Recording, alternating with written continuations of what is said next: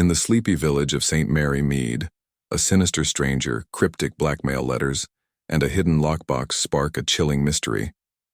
Miss Marple, with her keen eyes and quiet wisdom, unravels a web of secrets tying a con man, a scared maid, and a guilty colonel to a scandalous London plot. From moonlit woods to a dramatic trap, her shocking theory exposes a traitor among the villagers, restoring peace in a heart-pounding finale. Chapter 1. The quiet village, Sturst Mary Mead, was a small, sleepy village nestled in the green hills of England. Its cottages had thatched roofs, and roses climbed the stone walls. The air smelled of fresh grass and baked bread from Mrs. Baker's shop. People here knew each other's names, habits, and secrets, or so they thought. The village clock tower ticked steadily, marking the slow passing of days. Nothing much happened in St. Mary Mead, and folks liked it that way. But on a crisp autumn morning, a strange feeling hung in the air like the calm before a storm. Miss Jane Marple sat in her cozy parlor, knitting a soft pink scarf. Her hands moved quickly, needles clicking like a metronome. She was a small elderly lady with sharp blue eyes that missed nothing. Her white hair was neatly pinned, and her flowered dress was as tidy as her thoughts. Miss Marple had lived in St. Mary Mead all her life. She knew the village like the back of her hand, its people, its gossip, and its hidden corners. She didn't talk much, but she listened. Oh, how she listened. People often forgot she was there, which suited her just fine. It let her see things others missed. The morning sun streamed through her lace curtains, painting patterns on the wooden floor. Miss Marple sipped her tea, the cup warm in her hands. She was thinking about the village. Lately, there had been whispers. Small, ones like leaves rustling in the wind. Something wasn't right. She couldn't put her finger on it yet, but her instincts were rarely wrong. She set her teacup down and picked up her knitting again. The scarf was growing longer, stitch by stitch, just like her thoughts were piecing together. Outside, the village was waking up. Mr. Hodges, the postman, pedaled his bicycle down the lane, his bag stuffed with letters. Children ran to the schoolhouse, their laughter echoing. Mrs. Price, the butcher's wife, swept the steps of her shop, her broom swishing rhythmically. Everything seemed normal, but Miss Marple knew better. She had seen villages like this stir before, and it always started with something small, a word, a look, a letter. That morning, the stir began at the vicarage.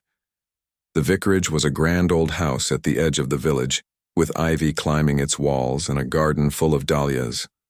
Reverend Clement lived there with his wife Griselda and their young son Lenny. The Reverend was a kind man, tall and thin, with glasses that slipped down his nose. Griselda was younger, lively, and a bit scatterbrained.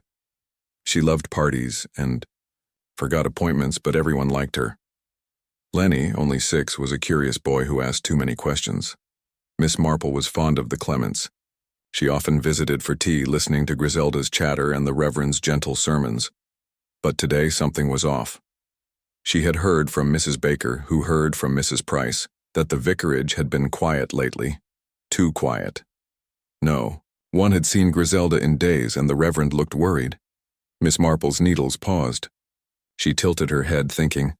A knock at her door broke her thoughts. It was Dolly Bantry, her best friend. Dolly was a plump, cheerful woman, with a loud laugh and a love for gossip. She wore a bright red coat and a hat with a feather that bobbed. When she talked, "Jane," Dolly burst in, her cheeks pink from the chilly air. "You won't believe what's happened." Miss Marple smiled calmly. "Do come in, Dolly. Have some tea and tell me everything." Dolly flopped onto the sofa, her hat feather bouncing. "It's the vicarage, Jane. Something's wrong. I was at the butcher's this morning, and Mrs. Price said she saw a strange man lurking near the vicarage last night." "Lurking, Jane. In St. Mary Mead." Miss Marple poured tea into a delicate cup and handed it to Dolly. "A strange man, you say? What did he look like?" Dolly took a big sip, then leaned forward. Mrs. Price said he was tall, wearing a dark coat and a hat pulled. "Oh, he was standing by the vicarage gate just watching. She said it gave her the creeps." And that's not all. Griselda hasn't been to the Women's Institute meetings, and you know how she loves those. And Reverend Clement was seen pacing in the garden at midnight. Miss Marple's eyes narrowed slightly. She didn't say anything, but her mind was working. A stranger in the village was unusual. St. Mary Mead didn't get many visitors. And Griselda missing meetings? That was odd. Griselda was as predictable as the village clock. Miss Marple's needles started clicking again, faster now. "Dolly," she said, "did Mrs. Price say anything else about this man? Did he speak to anyone?" Dolly shook her head. "No, he just stood there, then slipped away into the dark. Mrs. Price said she told Constable Polk, but he didn't seem too worried. Said it was probably just a traveler passing through. But, Jane, I've got a bad feeling." Miss Marple nodded. "We mustn't jump to conclusions, Dolly, but I think I'll take a walk to the vicarage this afternoon. A little fresh air does wonders for clear thinking." Dolly's eyes widened. "You think something's wrong, don't you?" "Oh, Jane, you always know when trouble's brewing." Miss Marple smiled faintly. "I only know what people tell me, Dolly, and people tell me a lot." After Dolly left, Miss Marple finished her tea and put her knitting away. She put on her coat, a sensible gray one, and her sturdy shoes. She picked up her umbrella, though the sky was clear. You never knew when a storm might come. She locked her cottage door and walked down the lane toward the vicarage. The village was quiet, but she noticed small things. A curtain twitching in Mrs. Baker's window, a dog barking more than usual, Mr. Hodges pedaling faster than he needed to. The vicarage was a 10-minute walk, past the church and the duck pond. Miss Marple walked slowly, her eyes scanning the path. She noticed fresh footprints in the mud near the pond, big ones, like a man's boots. They led toward the vicarage gate. She stopped, bending down to look closer. The prints were deep, as if the man had stood there for a while. Interesting, she thought. When she reached the vicarage, the gate was ajar. The garden was tidy, but the dahlias looked droopy, like no one had watered them. Miss Marple knocked on the heavy oak door. No answer. She knocked again, louder. Finally, the door creaked open and Reverend Clement stood there. His glasses were crooked and his face was pale. "Miss Marple," he said, startled. "What a surprise. Do come in." She stepped inside. The vicarage smelled of old books and wax polish. The hallway was dim with a grandfather clock ticking loudly. Reverend Clement led her to the sitting room where a fire crackled in the hearth. "Would you like tea?" he asked, but his voice was shaky. "No, thank you, Reverend," Miss Marple said. "I just thought I'd stop by. I haven't seen Griselda at the Women's Institute, and I was a bit worried." The Reverend's face tightened. "Oh, Griselda's fine, just under the weather. A cold, you know. She's resting upstairs. Miss A." Marple nodded, but her eyes flicked around the room. A teacup sat on the table, half full with lipstick on the rim. Griselda's shade, she noted. But the cup was cold, like it had been there for days. A newspaper was open to a page about a missing person in London. Odd, she thought. The Reverend wasn't one for sensational news. "Where's young Lenny?" she asked, keeping her tone light. "With his aunt in London," the Reverend said quickly. "Just for a few days." Miss Marple smiled. "How nice for him. London's full of excitement for a boy his age." The Reverend nodded, but his hands fidgeted. He kept glancing at the window as if expecting someone. Miss Marple followed his gaze. The garden was empty, but a shadow moved behind the hedge. Or did it? Her eyes were sharp, but the light was tricky. They chatted for a while about the weather, the church roof needing repairs, the upcoming village fete. But Miss Marple could tell the Reverend's heart wasn't in it. He was distracted, his answers short. Finally, she stood to leave. "Do give Griselda my best," she said. "I hope she feels better soon." "I will," he said, walking her to the door. "Thank you for coming, Miss Marple." As she stepped outside, she glanced back. The Reverend was already closing the door, but not before she saw a flicker of fear in his eyes. She walked slowly down the path, her umbrella tapping the ground. The footprints by the pond were still there, but now she noticed something else, a cigarette butt half buried in the dirt. She bent down, careful not to touch it. It was a foreign brand, not one sold in the village shop. Back at her cottage, Miss Marple sat by the fire, her knitting in her lap. She didn't knit, though. She stared into the flames, thinking. The stranger at the vicarage gate, Griselda's absence, the Reverend's nervousness, it all added up to something. But what? She thought about the people in St. Mary Mead. There was Mrs. Price always watching from her shop, Mr. Hodges who saw everyone's letters, Dolly who heard every rumor, and then there was the vicarage itself with its quiet secrets. Miss Marple knew villages like hers. They were like her knitting, simple on the surface but full of knots if you looked closely.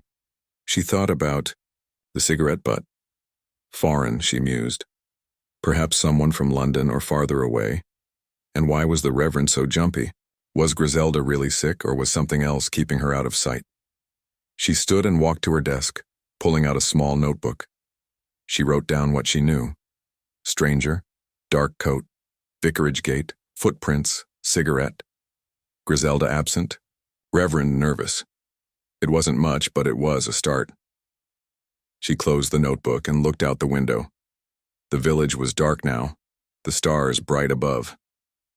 Somewhere out there, a mystery was brewing. And Miss Marple was determined to unravel it. The next morning she woke early.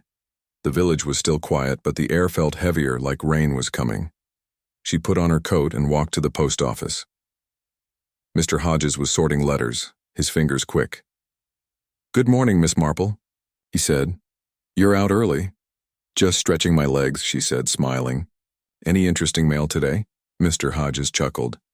Same old bills and catalogs, though there was a letter for the vicarage, fancy envelope, postmarked London. Miss Marple's ears pricked up. "London, you say? How nice. From family, perhaps?" "Maybe," Mr. Hodges said, shrugging. Didn't look like Griselda's aunt's handwriting, though. Too messy. Miss Marple thanked him and left. A letter from London, she thought. Messy handwriting. Not from Griselda's aunt. She filed it away in her mind, another stitch in the pattern. At the butcher's, Mrs. Price was sweeping again. "Morning. Miss Marple," she called. "Heard about the vicarage?" Miss Marple stopped. "Only what Dolly told me. Something about a stranger?" Mrs. Price nodded, leaning on her broom. "Tall fellow, creepy eyes. Saw him again last night near the church this time. Just standing there smoking. Gave me chills." "Smoking, you say?" Miss Marple asked. "What kind of cigarette?" Mrs. Price frowned. Didn't get a good look. Foreign, maybe. Smelled funny, not like the ones Mr. Price smokes. Miss Marple thanked her and moved on. 2 sightings of the stranger now, both near the vicarage or church, both times smoking a foreign cigarette. She walked to the church, a small stone building with a tall steeple. The graveyard was peaceful, but she noticed something odd. A patch of earth near a headstone looked freshly turned. Not a grave, just a small spot, like someone had dug and covered it up quickly.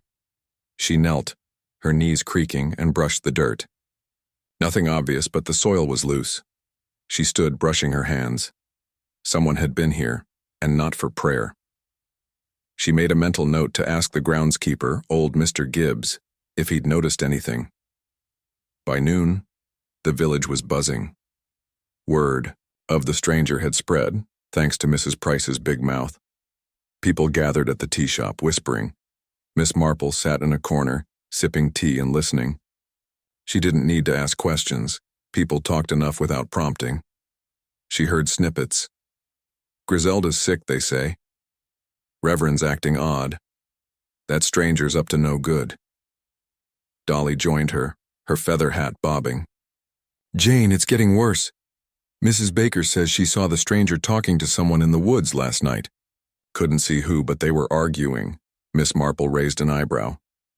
"Arguing? How interesting. Did Mrs. Baker hear anything?" "Just raised voices," Dolly said. She was too scared to get closer. Miss Marple nodded. The pieces were coming together, but the picture was still fuzzy. A stranger, a letter, a nervous reverend. a missing Griselda, and now an argument in the woods. She finished her tea and stood. "I think I'll visit the vicarage again tomorrow," she said, "just to check on Griselda." Dolly grabbed her arm. "Be careful, Jane, something's not right." Miss Marple patted her hand. "Don't worry, Dolly, I'm just an old lady taking a walk." But as she walked home, her mind was racing. She thought about the vicarage, the stranger, the cigarette, the letter. She thought about people she'd known, people who seemed honest but hid secrets, like old Mrs. Harrow, who smiled at church but cheated at cards, or young Tommy, who stole apples but cried when caught. People were never what they seemed, and Miss Marple knew it. That night she sat by her fire, her notebook open. She added more notes. Argument in woods, turned earth, London letter. She drew lines between them, looking for connections. The stranger was the key, she thought. But who was he? And why was he here? The village clock struck midnight. Miss Marple closed her notebook and went to bed. Tomorrow she'd dig deeper.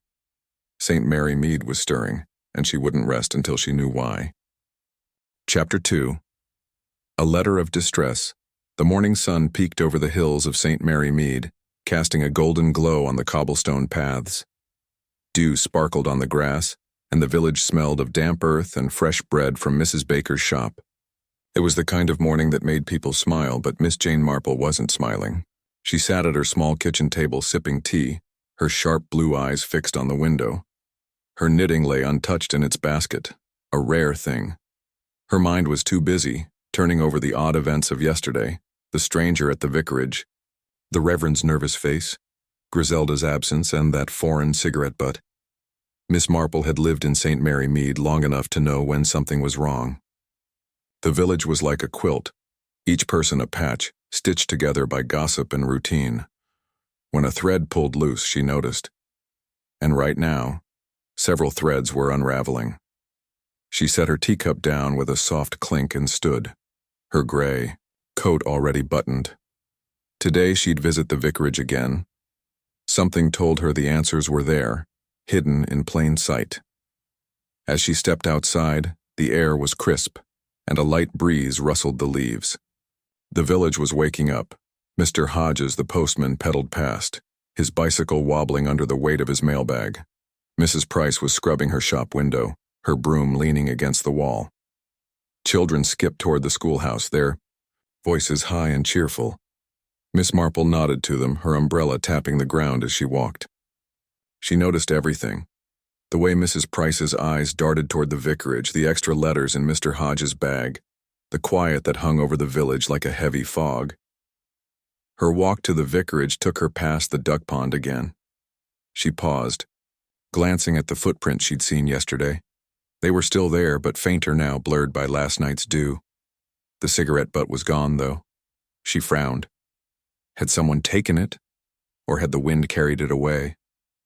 She made a mental note and kept walking, her steps slow but purposeful. The vicarage looked the same as yesterday, ivy on the walls, dahlias drooping in the garden. The gate creaked as she pushed it open. Before she could knock, the door flew open, and Griselda stood there, her face pale and her dark hair messy. "Miss Marple," she gasped, her voice shaky. "Oh, I'm so glad you're here." Miss Marple's eyes softened, but she stayed calm. "Good morning, Griselda. I heard you were unwell. Feeling better, I hope?" Griselda's hands twisted together. Yes, I'm fine. Just a cold. But please come in. I need to talk to someone." Miss Marple followed her into the sitting room. The fire was out, and the room felt chilly. The same teacup with lipstick sat on the table, untouched since yesterday. Griselda sat on the edge of a chair, her eyes darting to the window. "Where's the Reverend?" Miss Marple asked, settling into a worn armchair. "He's at the church," Griselda said quickly, "preparing for Sunday's sermon."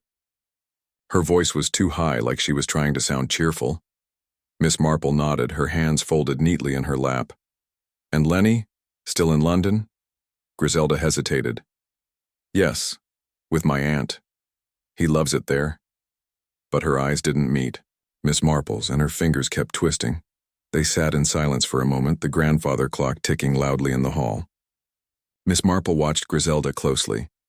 The young woman was nervous, her usual chatter gone. Her dress was wrinkled, and there was a smudge of ink on her hand. Miss Marple's gaze flicked to the desk in the corner.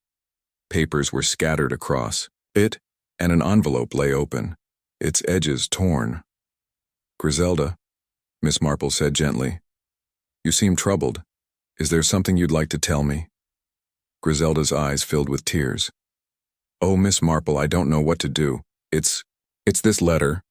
She jumped up and grabbed the envelope from the desk, thrusting it into Miss Marple's hands. "It came yesterday. I didn't want to tell Clement. He's worried enough, but it's awful."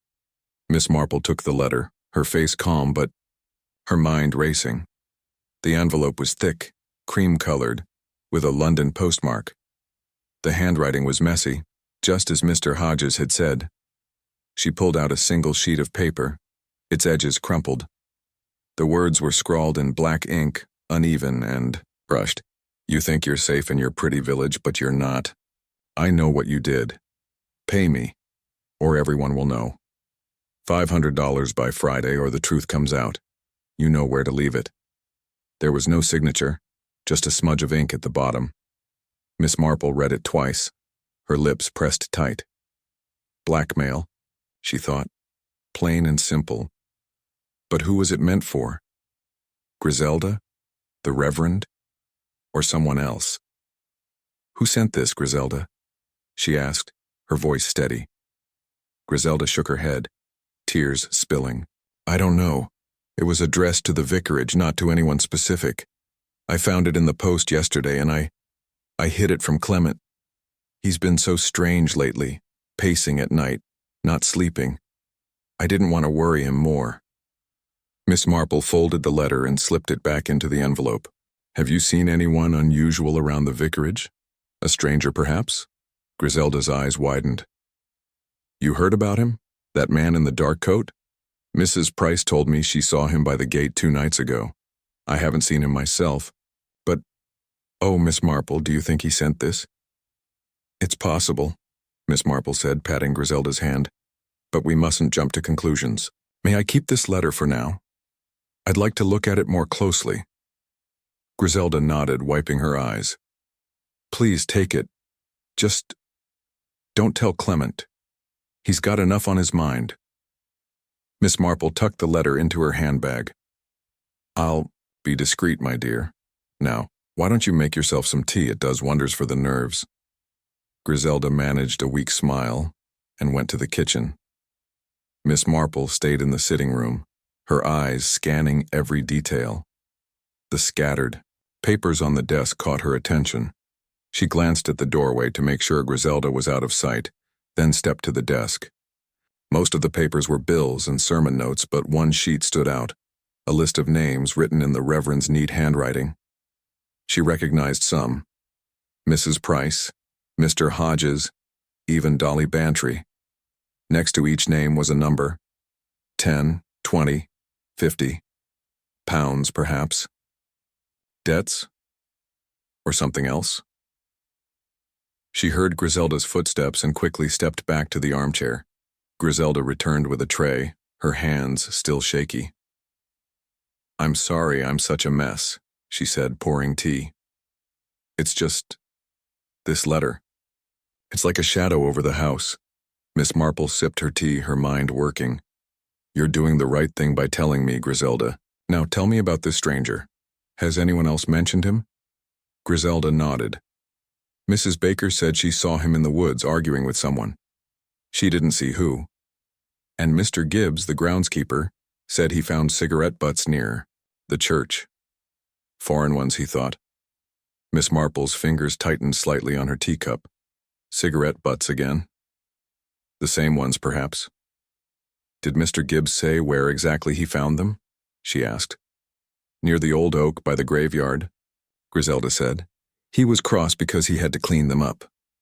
Miss Marple made a mental note. The graveyard, the turned earth, the cigarette butts, it was all connected, she was sure. But how? She finished her tea and stood. "Thank you, Griselda. I'll let you rest now. If you hear anything more, come to me at once." Griselda grabbed her hand. You'll figure this out, won't you? You always do. Miss Marple smiled faintly. I'll do my best, my dear. She left the vicarage, the letter heavy in her handbag. The village was busier now with people bustling about. She saw Dolly Bantry at the tea shop, waving her over. Jane!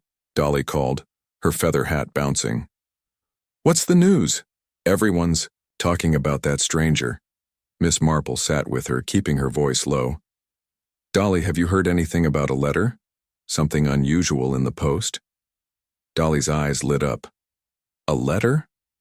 Oh, you mean the one Mr. Hodges was gossiping about? Fancy envelope from London? He said it looked important, but he didn't know who it was for. Miss Marple nodded.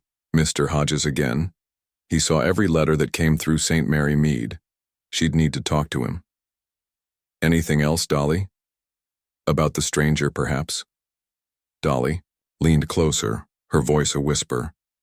Mrs. Baker saw him again last night near the church. Said he was digging in the graveyard of all places. Can you imagine? Miss Marple's heart quickened, but her face stayed calm. Digging in the graveyard? The turned earth she'd seen yesterday. Did Mrs. Baker say what he was doing exactly? She asked. Just poking around with a shovel, Dolly said. She didn't stay to watch. Too spooky, she said. Miss Marple thanked Dolly and left the tea shop. Her next stop was the post office. Mr. Hodges was behind the counter sorting letters. Miss Marple, he said, smiling. Twice in 2 days. To what do I owe the pleasure? I was wondering about that letter for the vicarage, she said, her tone light. The fancy one from London. Did you notice anything unusual about it? Mr. Hodges scratched his chin. Well, it was odd, I'll give you that. Thick paper, not the usual sort. And the handwriting, messy, like someone was in a hurry. No return address either. No return address? Miss Marple repeated. That's unusual. Aye, Mr. Hodges said. Gave me a funny feeling, but I just deliver the mail, don't read it. Of course, Miss Marple said, smiling. You're very good at your job, Mr. Hodges. She left the post office, her mind buzzing. A blackmail letter, a stranger digging in the graveyard, a nervous reverend and Griselda's fear. The pieces were piling up, but they didn't fit yet. She walked to the church, her umbrella tapping the path. The graveyard was quiet, the old oak casting a long shadow. She found the spot she'd seen yesterday, the turned earth near a headstone. It looked undisturbed now, but she knelt and brushed the dirt. Something glinted in the soil, a small, metal button engraved with a tiny crest. She slipped it into her pocket, careful not to be seen. As she stood, she heard footsteps. Mr. Gibbs, the groundskeeper, was trudging toward her, his shovel over his shoulder. Miss Marple, he said, tipping his cap. What brings you to the graveyard? Just paying my respects, she said smoothly. I noticed some cigarette butts here yesterday. Did you clean them up? Mr. Gibbs nodded. I found a whole pile near the oak. Foreign brand, not like any I've seen, threw 'em out, pesky litterers. Miss Marple's heart sank. The butts were gone, but the button was something. Did you see anyone unusual around here, Mr. Gibbs? A tall man in a dark coat, perhaps, he frowned. Now you mention it, I did see a fellow like that 2 nights back, skulking near the gate, smoking, didn't like the look of him. Thank you, Mr. Gibbs, she said. You've been very helpful. She walked home, the button and the letter in her pocket. At her cottage, she sat by the fire, pulling out her notebook. She wrote, blackmail letter, London postmark, messy handwriting, no signature, stranger digging, metal button, crest. She studied the button under a magnifying glass. The crest was unfamiliar, but it looked expensive, like something from a fancy coat. Not the kind of thing you'd find in St. Mary Mead. The village clock struck 6. Miss Marple closed her notebook and stared into the fire. The blackmail letter was the heart of it, she thought.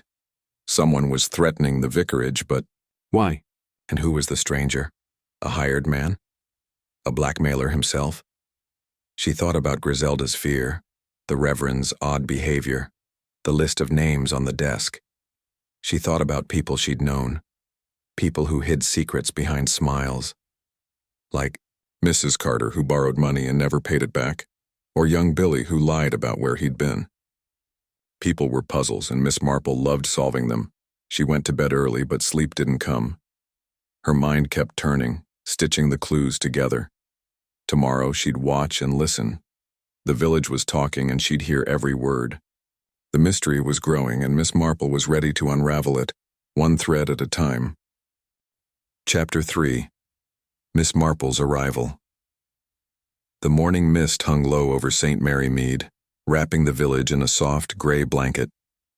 The air was cool, smelling of wet leaves and chimney smoke. Cottages glowed with warm light, their windows like sleepy, eyes blinking awake. Miss Jane Marple stood at her cottage door, pulling her scarf tight. Her sharp blue eyes scanned the lane, catching every detail. The milkman's cart rattling past, a cat darting across the path, a curtain twitching at Mrs. Baker's window. The village seemed peaceful, but Miss Marple knew better.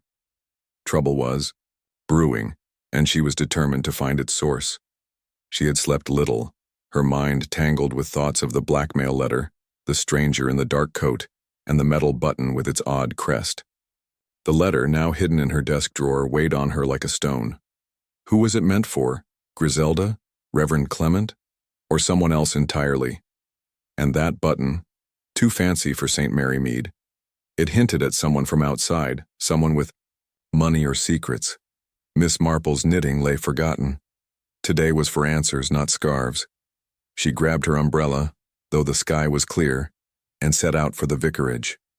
The path wound past the duck pond, where the footprints she'd seen were now just smudges in the mud. She paused, checking the spot where the cigarette butt had been. Still gone. Someone was covering their tracks, she thought. Her shoes clicked on the cobblestones as she continued, her steps steady but slow, giving her time to think.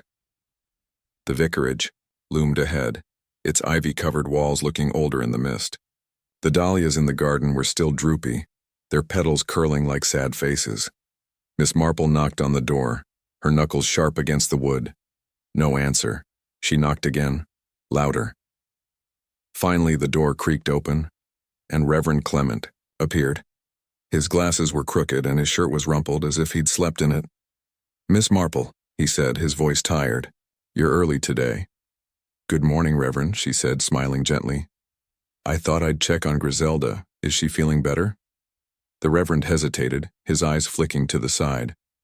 "She's resting, still not herself. Would you like to come in?" Miss Marple stepped inside, her umbrella tapping the floor. The vicarage smelled of dust and cold coffee. The sitting room was dim, the fire unlit. The teacup with Griselda's lipstick still sat on the table now, joined by a half-eaten scone. Miss Marple's eyes swept the room, noting the same scattered papers on the desk, the open newspaper, and a new detail, a coat rack by the door, missing one hook.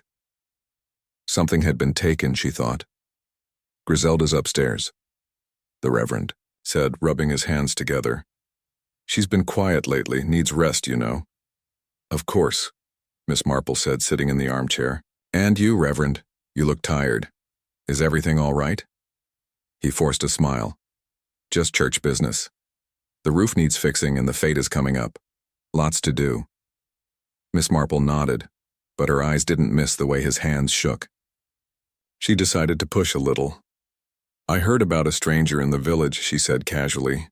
"A tall man in a dark coat. Have you seen him?" The Reverend's face paled. "A stranger? No, I haven't noticed anyone. People come and go, you know." "Of course," she said, her voice soft, but her mind sharp. He was lying. She was sure, but why? She changed the subject. "I found something in the graveyard yesterday, a button, quite fancy. Have you lost one recently?" He shook his head quickly. "No, no buttons. Must belong to someone passing through." Miss Marple smiled, letting the silence stretch. The grandfather clock ticked loudly, filling the room. Finally, she stood. "Well, I won't keep you, Reverend. Do tell Griselda I hope she's better soon." He nodded, walking her to the door. As she stepped outside, she glanced back. His face was tight, like a man carrying a heavy load. She walked down the path, her umbrella tapping, and noticed something new. A scrap of paper caught in the hedge. She plucked it out, careful not to tear it. It was a torn corner of an envelope, with the same messy handwriting as the blackmail letter. Her heart quickened. Another clue. She tucked the scrap into her pocket and headed to the village. The mist was lifting and St. Mary Mead was coming alive. Mrs. Price was outside her butcher shop chatting with Mrs. Baker. Both women stopped when they saw Miss Marple. "Morning, Miss Marple," Mrs. Price called, her voice loud. "Heard anything about that stranger?" Miss Marple smiled. "Only what you've told me, Mrs. Price. Has he been seen again?" Mrs. Baker leaned in, her apron dusted with flour. "Last night, near the pond. I saw him from my window. Tall dark coat, hat pulled low. He was just standing there watching the vicarage." Miss Marple's fingers tightened on her umbrella. "Watching, you say? Did he do anything else?" Mrs. Baker shook her head. "Just stood there, then walked, off toward the woods. Creepy, if you ask me." Mrs. Price nodded. "And I found something odd this morning. Broken glass by my shop. Looked like a bottle, but not one we sell. Smelled funny, too." "Foreign, perhaps?" Miss Marple asked, thinking of the cigarette butts. "Maybe," Mrs. Price said. "I swept it up, but it gave me a bad feeling." Miss Marple thanked them and moved on. The village was buzzing now with people whispering about the stranger. She stopped at the tea shop, where Dolly Bantry was holding court, her feather hat bobbing as she talked. "Jane," Dolly waved her over. "You've been to the vicarage, haven't you? What's going on?" Miss Marple sat, ordering a pot of tea.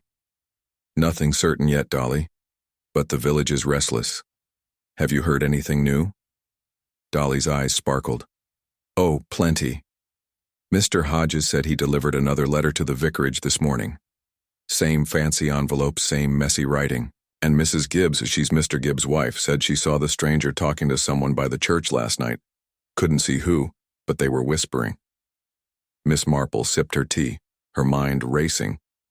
Another letter. The same handwriting, and the stranger, always near the vicarage or church. She thought about the torn envelope in her pocket, the button, the blackmail letter. The pieces were piling up, but they still didn't fit. After tea, she walked to the post office. Mr. Hodges was sorting mail, whistling a tune. "Miss Marple," he said, grinning, "you're keeping me busy this week." "Just a quick question," she said. "That letter to the vicarage this morning, did it look like the one from yesterday?" He nodded. "Exactly the same. Thick paper, London postmark, messy writing. No return address. Odd, if you ask me." "Very odd," Miss Marple agreed. "Did you see the stranger again? Tall man, dark coat?" Mr. Hodges frowned. "Not today, but I saw him yesterday near the church. He dropped something. Looked like a letter, but he picked it up quick. Didn't get a good look at his face." Miss Marple thanked him and left. The stranger dropping a letter. That could be important. She headed to the church, her umbrella tapping the path. The graveyard was quiet, the old oak's branches swaying in the breeze. She checked the spot with the turned earth. It looked the same, but she noticed something new. A faint scratch on the headstone nearby, like someone had scraped it with a tool. She ran her finger over it, frowning. Digging again, she thought. She found Mr. Gibbs raking leaves near the church door. "Good morning, Mr. Gibbs," she said. "Have you noticed anything else in the graveyard? More cigarette butts, perhaps?" He leaned on his rake. "Not today, Miss Marple, but I did find something odd. A bit of cloth caught on a branch by the oak, dark like a coat. I threw it out, thought it was rubbish." Miss Marple's heart sank. Another clue gone. "Did you see the stranger again?" she asked. "Aye, last night," he said. "Near the gate, smoking. He saw me and scarpered. Didn't like the look of him one bit." She thanked him and walked home, her mind buzzing. The stranger, the letters, the button, the cloth, the scratched headstone. It was all connected, but how? At her cottage, she sat by the fire, pulling out her notebook. She added, "Second letter, same handwriting, stranger dropping letter, scratched headstone, dark cloth. She studied the button again, its crest gleaming in the firelight. It looked like a family crest, maybe from a city like London. The village clock struck 3. Miss Marple closed her notebook and stared into the flames. The blackmail letters were the key, she thought. Someone was threatening the vicarage and the stranger was part of it. But who was he? A messenger? A blackmailer? And what did the Reverend know? She thought about people she'd known. People who hid secrets, like Mr. Turner, who smiled at church but gambled his savings away. Or young Sally, who stole from her mother's purse but cried when caught. People were never what they seemed. She stood and walked to her desk, pulling out the blackmail letter. She read it again, noting the smudge at the bottom. Ink, she thought, but maybe something else. She held it to the light, squinting. The smudge looked like a fingerprint, faint but clear. She'd need to show it to Constable Palk, but not yet. She needed more. That evening, she visited Dolly Bantry's house. Dolly was in her parlor, surrounded by teacups and gossip.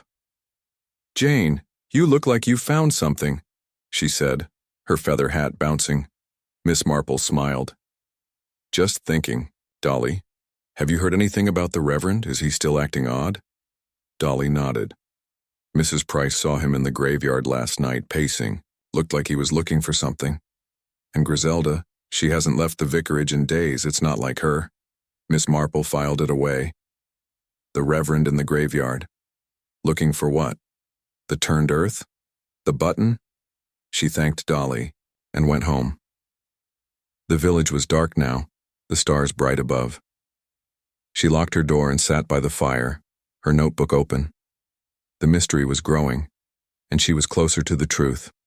Tomorrow she'd dig deeper. St. Mary Mead was hiding something, and Miss Marple would find it, one clue at a time. Chapter 4. Whispers at the Vicarage. The morning sun broke through the mist in St. Mary Mead, painting the village in soft gold. The air was sharp, carrying the scent of damp grass and wood smoke from cottage chimneys. Birds chirped in the hedges, and the village clock ticked steadily, marking another quiet day, or so it seemed. Miss Jane Marple knew better. The village was humming with unease, like a beehive poked with a stick. She stood at her cottage window, her sharp blue eyes watching the lane. Her hands, usually busy with knitting, were still. The blackmail letters, the stranger in the dark coat, the button with its odd crest, and the scratched headstone in the graveyard. They all swirled in her mind like leaves in a storm. She had tucked the second blackmail letter, the torn envelope scrap, and the metal button into her desk drawer, next to the first letter. Each clue was a thread, and she was stitching them together, slowly but surely. The vicarage was at the heart of it, she was certain. Reverend Clement's nervous glances, Griselda's pale face, and the whispers about the stranger pointed to something hidden there. Today she'd return to the vicarage, listen closely, and watch for what others missed. Miss Marple pulled on her gray coat, tied her scarf, and grabbed her umbrella. The sky was clear, but she liked to be prepared. She locked her cottage door and walked down the lane, her shoes tapping the cobblestones. The village was waking up. Mr. Hodges, the postman, pedaled by, his mailbag bouncing. Mrs. Price was wiping down her butcher shop counter, her eyes darting toward the vicarage. Children laughed on their way to school, but their voices seemed quieter today, as if the village's mood had seeped into them. She passed the duck pond, glancing at the spot where the footprints and cigarette butt had been. The mud was smooth now, washed by last night's light rain. She frowned. Someone was being careful, covering their tracks. Her mind flicked to the stranger. Tall, dark coat, hat pulled low. Was he the blackmailer, or just a messenger? She needed more to go on. The vicarage stood at the edge of the village, its ivy-covered walls looking heavy in the morning light. The garden gate creaked as she pushed it open. The dahlias were still drooping, their colors faded. She knocked on the door, her knuckles firm.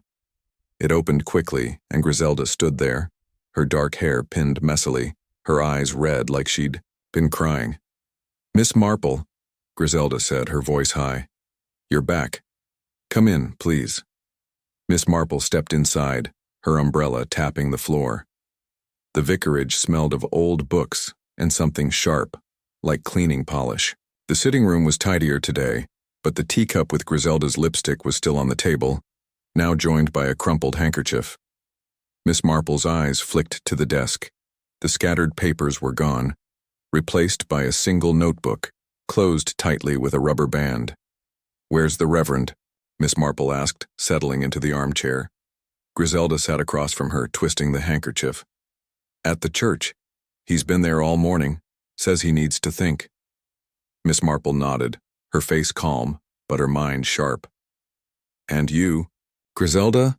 You look troubled. Is there another letter?" Griselda's eyes widened, then dropped to her lap. "No.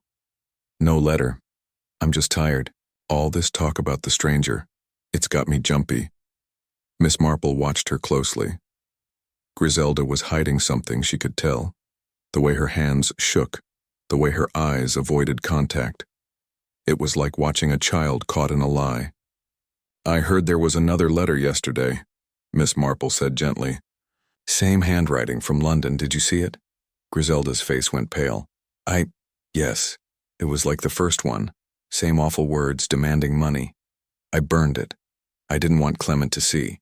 Miss Marple's heart sank. Burned. Another. Clue gone. But she kept her voice soft. "You should have kept it, my dear. It might have helped us find who's behind this." Griselda's eyes filled with tears. "I was scared, Miss Marple. It said things, horrible things, about the past. Things nobody should know." Miss Marple leaned forward, her voice steady. "What things, Griselda? You can tell me." Griselda shook her head, wiping her eyes. "I can't. It's too awful. But it's not just about us. It mentions someone else in the village, I don't know who." Miss Marple filed that away. The blackmailer knew secrets, not just about the vicarage, but others in St. Mary Mead. She patted Griselda's hand. "You've done right to tell me, Griselda. Now, have you seen the stranger again? The man in the dark coat?" Griselda nodded, her voice barely a whisper. "Last night from my window. He was by the gate again, just standing there. I think he saw me because he walked away fast." Miss Marple's mind raced. The stranger was circling the vicarage, watching. Was he waiting? For the money or something else? She stood smoothing her coat. "I'll speak to the Reverend at the church. Don't worry, Griselda, we'll sort this out." Griselda grabbed her arm. "Be careful, Miss Marple. I don't know what's happening, but it feels dangerous." Miss Marple smiled faintly. "I'm just an old lady, Griselda. Nobody notices me." She left the vicarage, the torn envelope scrap and the button still in her pocket. The village was busier now, with people hurrying about their errands. She headed to the church, her umbrella tapping the path. The graveyard was quiet, the old oak's shadow stretching across the headstones. She checked the spot with the scratched headstone. The earth looked untouched, but she noticed something new. A faint trail of dirt leading to the church wall. Someone had walked there, dragging something heavy. Inside the church, the air was cool and smelled of wax. Reverend Clement was at the altar arranging hymnals. His glasses slipped down his nose and his hands moved quickly like he was nervous. "Miss Marple," he said, startled. "What brings you here?" "Just a visit," she said, sitting in a pew. "I was at the vicarage. Griselda's not herself. Have you noticed?" The Reverend's face tightened. "She's been under the weather. Nothing serious." Miss Marple nodded, her eyes on his hands. They were smudged with dirt, like he'd been digging. "I heard about another letter," she said casually. "From London like the first, did you see it?" His eyes widened, then narrowed. "No. Griselda didn't mention it. Probably nothing important." Miss Marple let the silence stretch. The Reverend was lying again, she was sure. She changed the subject.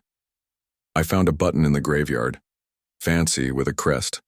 Have you seen anything like it?" He shook his head, too quickly. "No, nothing like that. Probably a visitor's." She stood, her umbrella tapping the stone floor. "Well, I won't keep you, Reverend. The church looks lovely for Sunday." He forced a smile. Thank you, Miss Marple. Outside, she walked around the church, checking the wall where the dirt trail led. There, hidden in the grass, was a small shovel, its blade caked with mud. She didn't touch it, but she noted its size, small enough to hide under a coat. The stranger, she thought. Or the Reverend? She headed to the village, stopping at the tea shop. Dolly Bantry was there, her feather hat bouncing as she gossiped with Mrs. Baker. "Jane," Dolly called, "you've been to the vicarage again, haven't you? What's the news?" Miss Marple sat, ordering tea. "Nothing certain, Dolly. But people are talking about the stranger. Any new sightings?" Mrs. Baker leaned in. "I saw him last night near the pond again.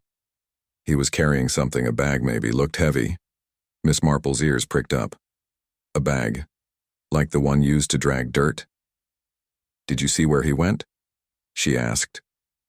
"Toward the woods," Mrs. Baker said. "I didn't follow. Too dark," Dolly chimed in. "And Mr. Hodges said he saw the stranger drop something near the church. A piece of paper, he thought." The stranger snatched it up quick. Miss Marple nodded. "Another letter, perhaps?" She finished her tea and walked to the post office. Mr. Hodges was behind the counter, sorting letters. "Miss Marple," he said, grinning, "you're like a detective these days." "Just curious," she said, smiling. "That letter to the vicarage yesterday, did you notice anything else about it?"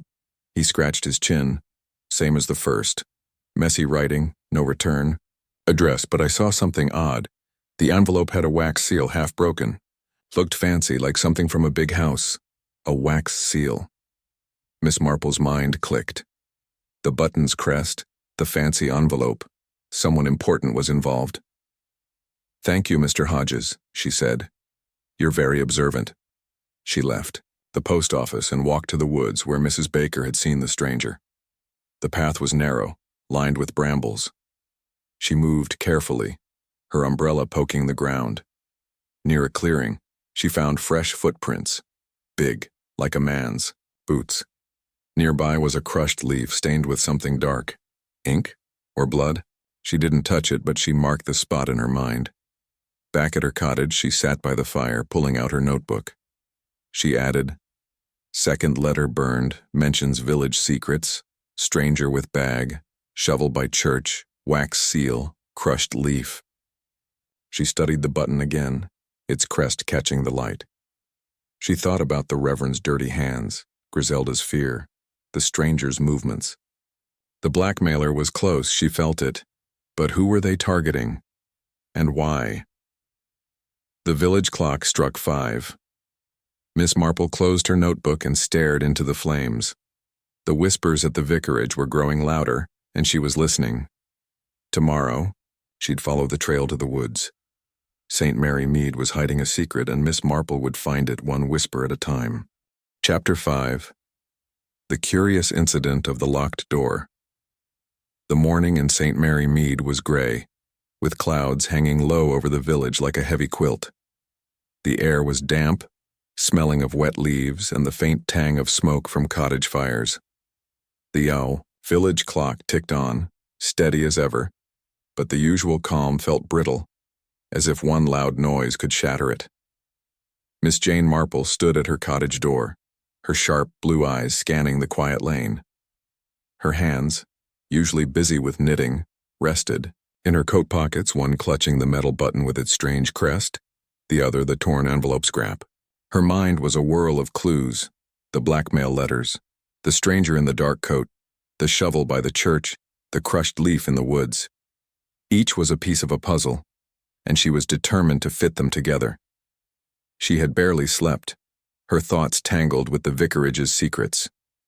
Griselda's fear, Reverend Clement's dirty hands, and the second burned letter weighed on her. The wax seal Mr. Hodges mentioned hinted at someone important, maybe from London. And the stranger, always near the vicarage or church, carrying a bag, dropping papers, digging in the dark. Who was he? A blackmailer? A spy? Miss Marple tightened her scarf, grabbed her umbrella, and stepped out. Today, she'd return to the vicarage and follow the trail to the woods. Something was hiding in St. Mary Mead, and she meant to find it. The village was stirring as she walked. Mr. Hodges pedaled past, his mailbag lighter today. Mrs. Price was sweeping her shop steps, her eyes flicking toward the vicarage. Children trudged to school, their chatter hushed. Miss Marple noticed everything, the way Mrs. Price's broom slowed when she passed, the extra glance Mr. Hodges gave her, the quiet that clung to the village like damp fog.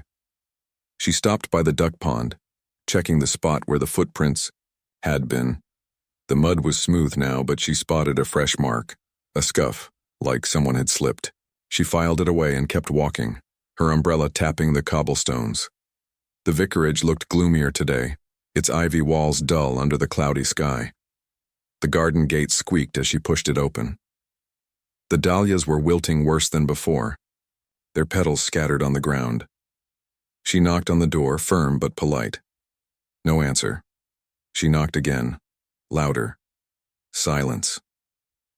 That was odd.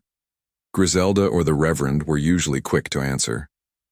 She tried the handle, expecting it to be locked, but it turned easily. The door creaked open, revealing the dark hallway. "Griselda?" Miss Marple called softly. "Reverend Clement?" No response. The air inside was cold, smelling of dust, and something sharp like burnt paper. She stepped in, her umbrella tapping the floor. The sitting room was empty, the teacup with Griselda's lipstick still on the table, now joined by a cold pot of tea. The desk was tidy, the notebook with the rubber band gone.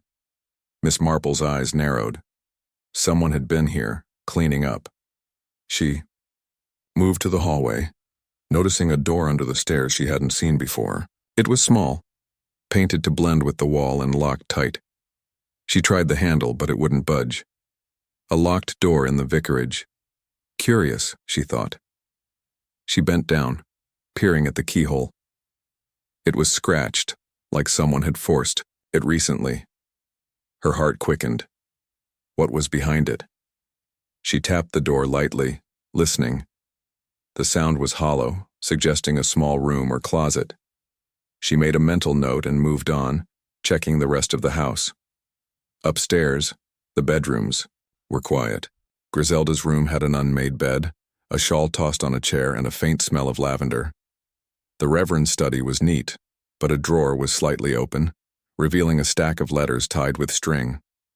Miss Marple didn't touch them. She wasn't one to snoop, but she noted their presence. Downstairs, the kitchen was empty, a single plate in the sink. No sign of Griselda or the Reverend. Where were they? She left the vicarage, locking the door behind her. The garden was silent, but she noticed something new. A broken twig on a bush near the gate, like someone had brushed past in a hurry. She followed the path to the church, her mind buzzing. The locked door was a new clue, and the empty vicarage worried her. Were Griselda and the Reverend hiding? Or had something happened? At the church, the graveyard was still, the old oak's branches swaying. She checked the scratched headstone. The dirt trail was fainter now, but she found another clue. A tiny piece of thread, dark blue, caught on a thorn by the church wall. It matched Mr. Gibbs's description of the cloth he'd found. She slipped it into her pocket, next to the button and envelope scrap. The shovel she'd seen yesterday was gone, but the grass was flattened where it had been. Someone was moving fast, covering their tracks. Inside the church, Reverend Clement was at the pulpit, scribbling notes. His glasses were smudged, and his face was pale. "Miss Marple," he said, startled. "You're everywhere today." "Just checking on you," she said, sitting in a pew. "I was at the vicarage, but no one answered." "Is Griselda all right?" He hesitated, his pen shaking. "She's visiting a friend. In the next village. She'll be back soon." Miss Marple's eyes narrowed. Griselda hadn't mentioned leaving. "And you, Reverend?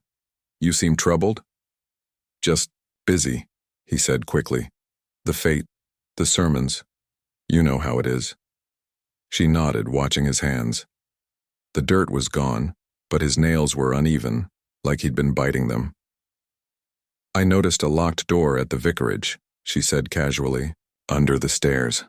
I don't recall seeing it before." His face froze. "Oh, that? Just a storage closet. Old junk. Nothing important." Miss Marple smiled. letting the silence stretch. He was nervous, worse than yesterday. She stood, her umbrella tapping the floor. "Well, I'll let you work. Do tell Griselda I called." Outside, she walked to the woods, following the path Mrs. Baker had mentioned.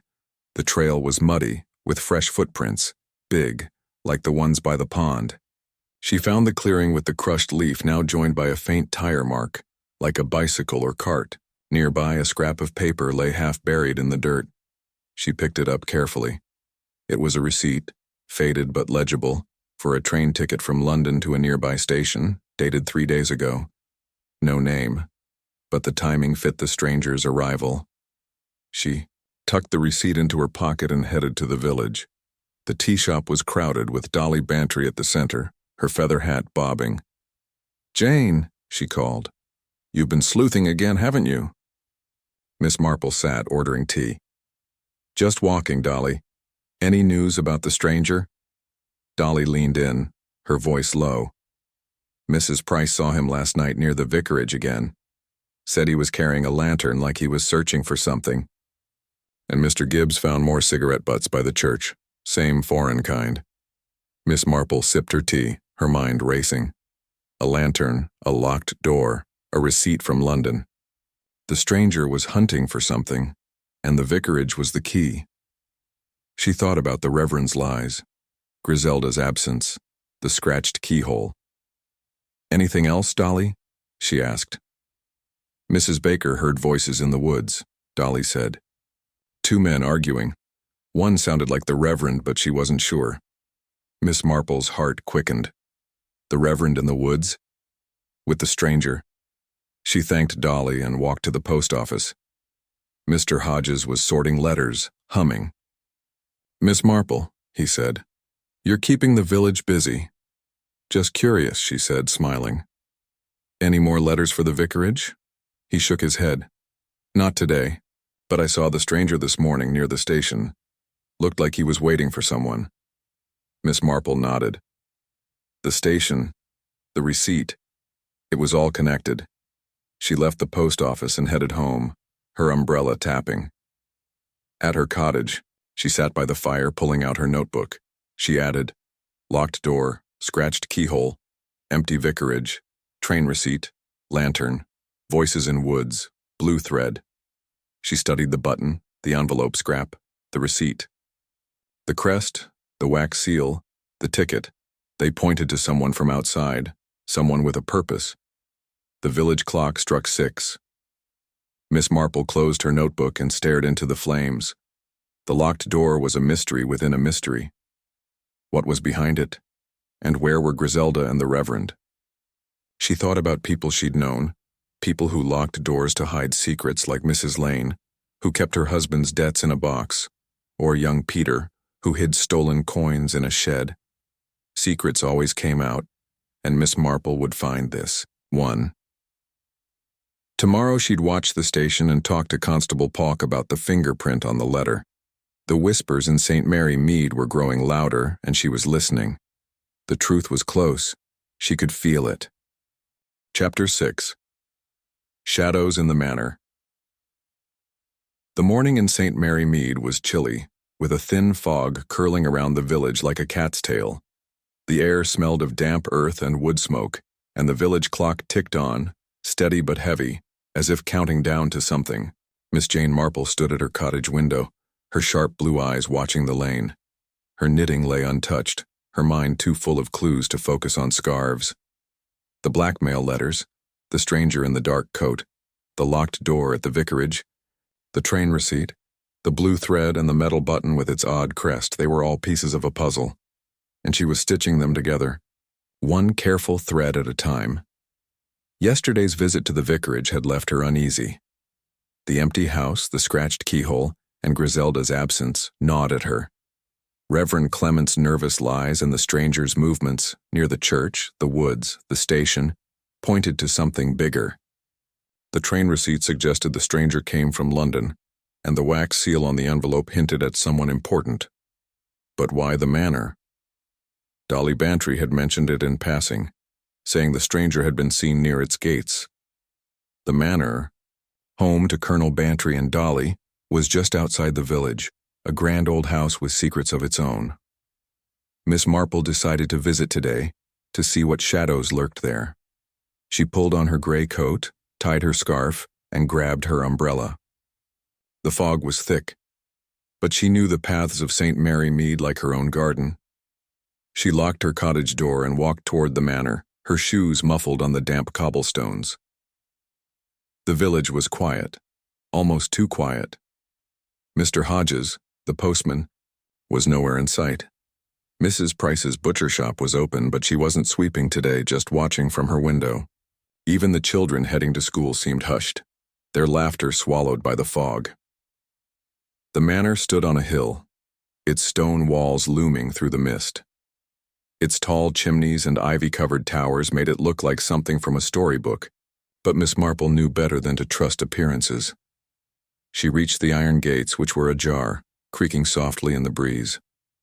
The gravel drive crunched under her feet as she approached the front door. She knocked, her umbrella resting against her side. The door opened and Dolly Bantry stood there, her feather hat replaced by a simple scarf, her face surprised. "Jane," Dolly exclaimed, her voice loud in the quiet. "What brings you here so early? Come in, it's freezing."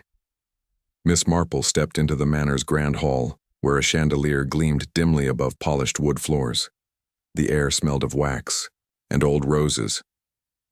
Dolly led her to the drawing room where a fire crackled in a massive hearth. Colonel Bantry, a tall man with a gray mustache, sat reading a newspaper. He looked up, nodding. "Miss Marple, good to see you. Tea?" "Thank you, Colonel," she said, settling into a plush chair. "I was just passing by. I thought I'd see how you're both doing." Dolly flopped onto a sofa, her scarf slipping. "Oh, Jane, it's all so unsettling. That stranger's been seen near our gates now. Mrs. Gibbs said she saw him 2 nights ago, lurking by the hedge." "Lurking, Jane?" Miss Marple's eyes sharpened, but her face stayed calm. "Near the manor?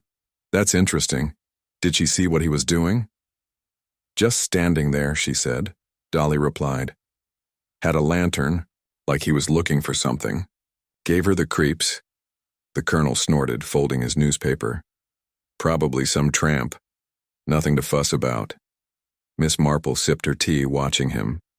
The colonel was gruff, but his eyes flicked to the window, like he was expecting someone. "Have you noticed anything unusual yourselves?" she asked. "Anything out of place?" Dolly leaned forward, her voice low. "Well, now you mention it, our gardener found something odd yesterday. A cigarette butt near the back gate. Not the usual kind. Smelled funny, like those foreign ones Mr. Gibbs mentioned." Miss Marple's heart quickened. Another cigarette butt, like the ones in the graveyard. "Did you keep it?" she asked. Dolly shook her head. "No, the gardener tossed it, said it was litter." Miss Marple hid her disappointment. "Anything else? Any visitors, perhaps?" The colonel cleared his throat. "Just the usual. Delivery. Boy's the vicar. Nobody strange." But Miss Marple noticed his fingers tighten on the newspaper. She changed the subject. "I was at the vicarage yesterday," she said casually. "It was empty, and I found a locked door under the stairs. Quite curious." Dolly's eyes widened. "A locked door? Oh, Jane, that sounds suspicious. What's behind it?" "I don't know," Miss Marple said, "but it was scratched like someone tried to force it." The colonel stood abruptly, his chair scraping.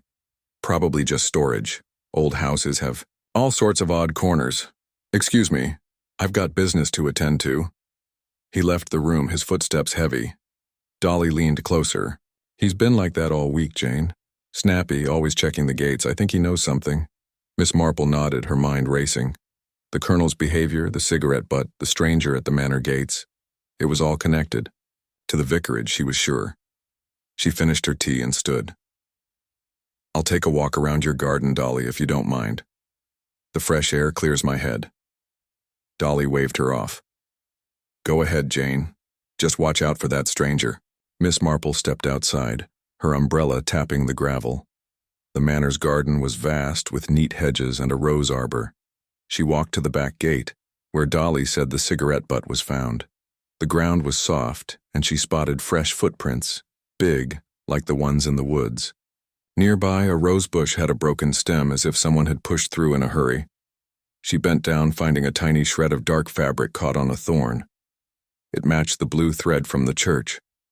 She slipped it into her pocket, next to the button, envelope scrap, and train receipt. As she stood, she heard a rustle in the hedge. She froze, her umbrella ready. A figure moved in the fog, a tall man, dark coat, hat pulled low. The stranger. He didn't see her, his head bent as he walked toward the woods. She followed at a distance, her steps silent on the grass. He moved quickly, carrying a small bag, like the one Mrs. Baker described. He disappeared into the trees, and Miss Marple stopped, knowing better than to chase him alone. She returned to the manor, her heart pounding but her face calm. Dolly was in the hall, fussing with a vase. "Jane, you're back. Find anything?" "Just enjoying the roses," Miss Marple said, smiling. "I think I'll visit the station next. I hear the stranger was seen there."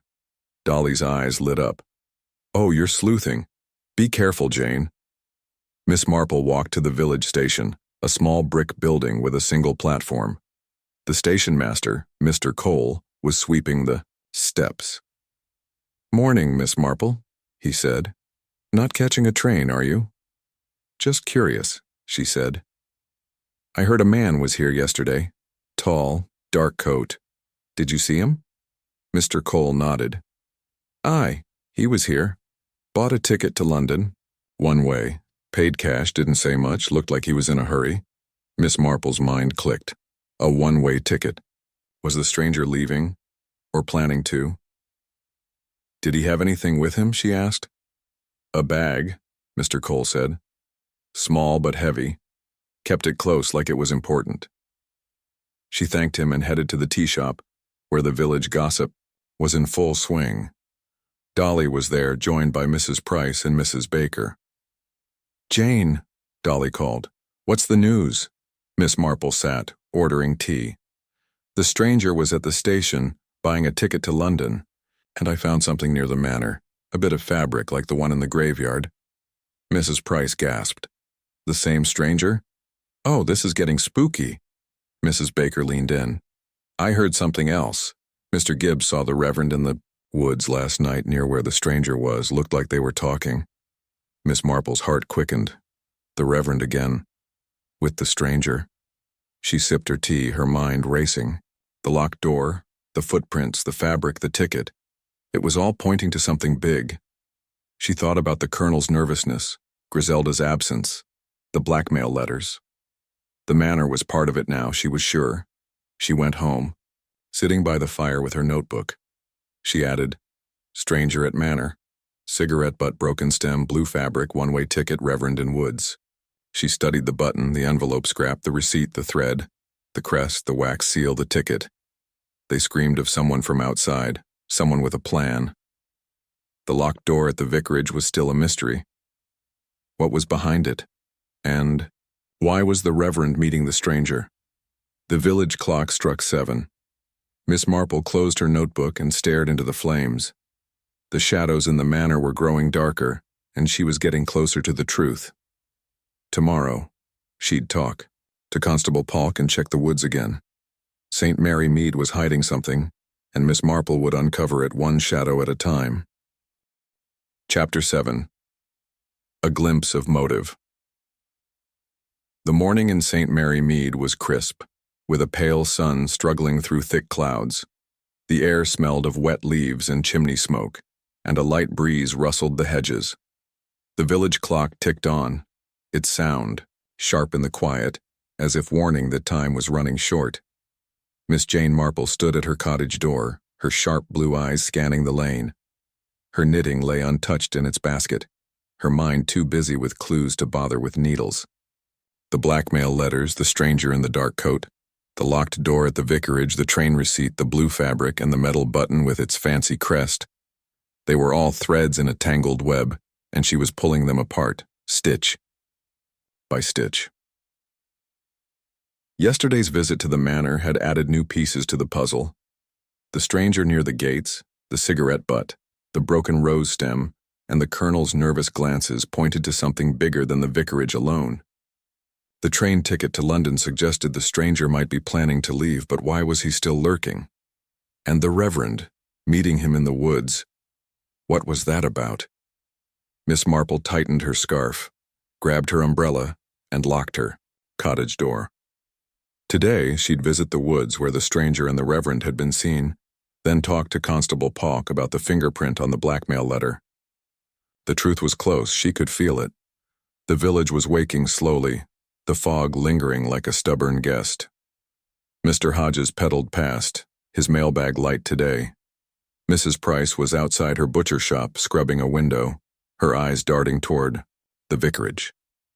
The schoolchildren's voices were soft, their steps hurried, as if the village's unease had settled on them too. Miss Marple walked past the duck pond, glancing at the spot where the footprints had been. The mud was smooth now, but a faint tire mark caught her eye, like the one in the woods. A bicycle, perhaps? She filed it away and headed toward the woods, her umbrella tapping the path. The woods were dark, the trees thick with shadows. The path was narrow, lined with brambles that snagged her coat. She moved carefully, her eyes scanning the ground. She found the clearing where she'd seen the crushed leaf and tire mark.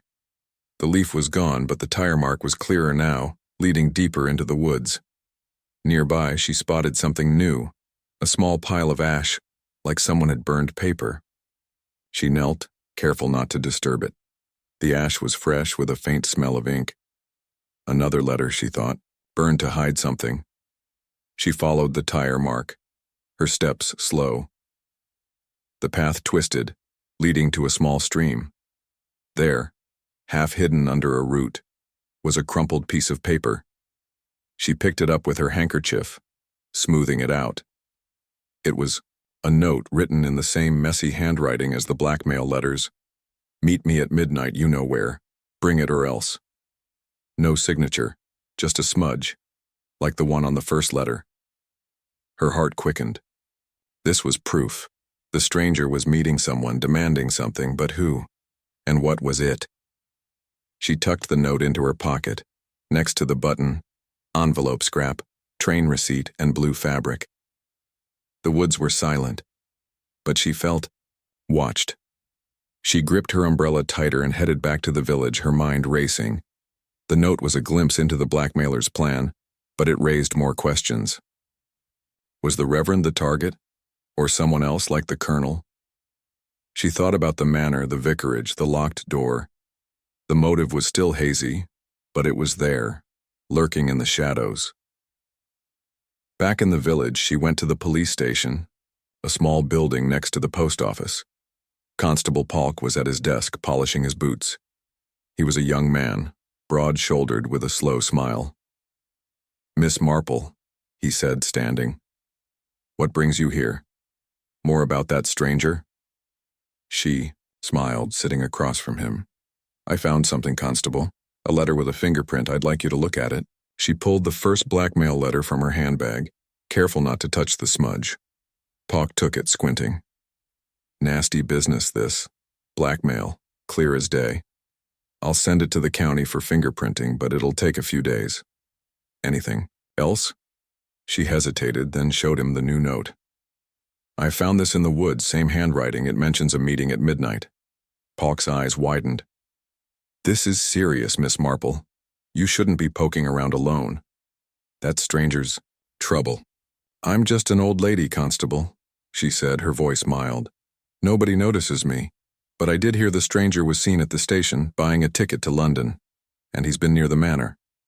Polk nodded, jotting notes. "I'll keep an eye out. Heard he was in the woods too, arguing with someone. Mrs. Baker's been talking." Miss Marple's ears pricked up. "Arguing? Did she say who?" "Not sure," Polk said, but she thought one voice sounded like the Reverend's. Miss Marple thanked him and left, her mind buzzing. The Reverend again. She walked to the tea shop where Dolly Bantry was holding court, her scarf bright in the dim room. "Jane," Dolly called, waving her over. "You've been to the woods, haven't you? What's the news?" Miss Marple sat ordering tea. "I found a note, Dolly," Same handwriting as the letters. It's about a meeting at midnight. Dolly gasped, her scarf slipping. A meeting? Oh, Jane, this is getting dangerous. Who's meeting who? I don't know yet, Miss Marple said.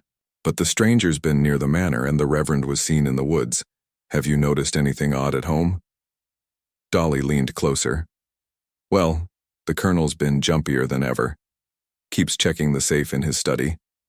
And yesterday, I found a letter in his desk, same fancy paper as the vicarage ones. I didn't read it, but it looked important. Miss Marple's heart quickened. Another letter, at the manor. Did it have a wax seal? She asked. Dolly nodded. Yes. Half broken like you said Mr. Hodges saw. Oh, Jane, do you think the Colonel's involved? Let's not jump to conclusions, Miss Marple said, sipping her tea. But keep an eye on him, Dolly, and let me know if you see the stranger again. She left the tea shop and walked to the vicarage, hoping to find Griselda or the Reverend. The gate was locked, which was new. She knocked, but no one answered. Peering through a window, she saw the sitting room was empty, the teacup still on the table. The locked door under the stairs caught her eye through the glass. It was ajar. Now just a crack, her heart skipped. Someone had been inside. She didn't try to enter.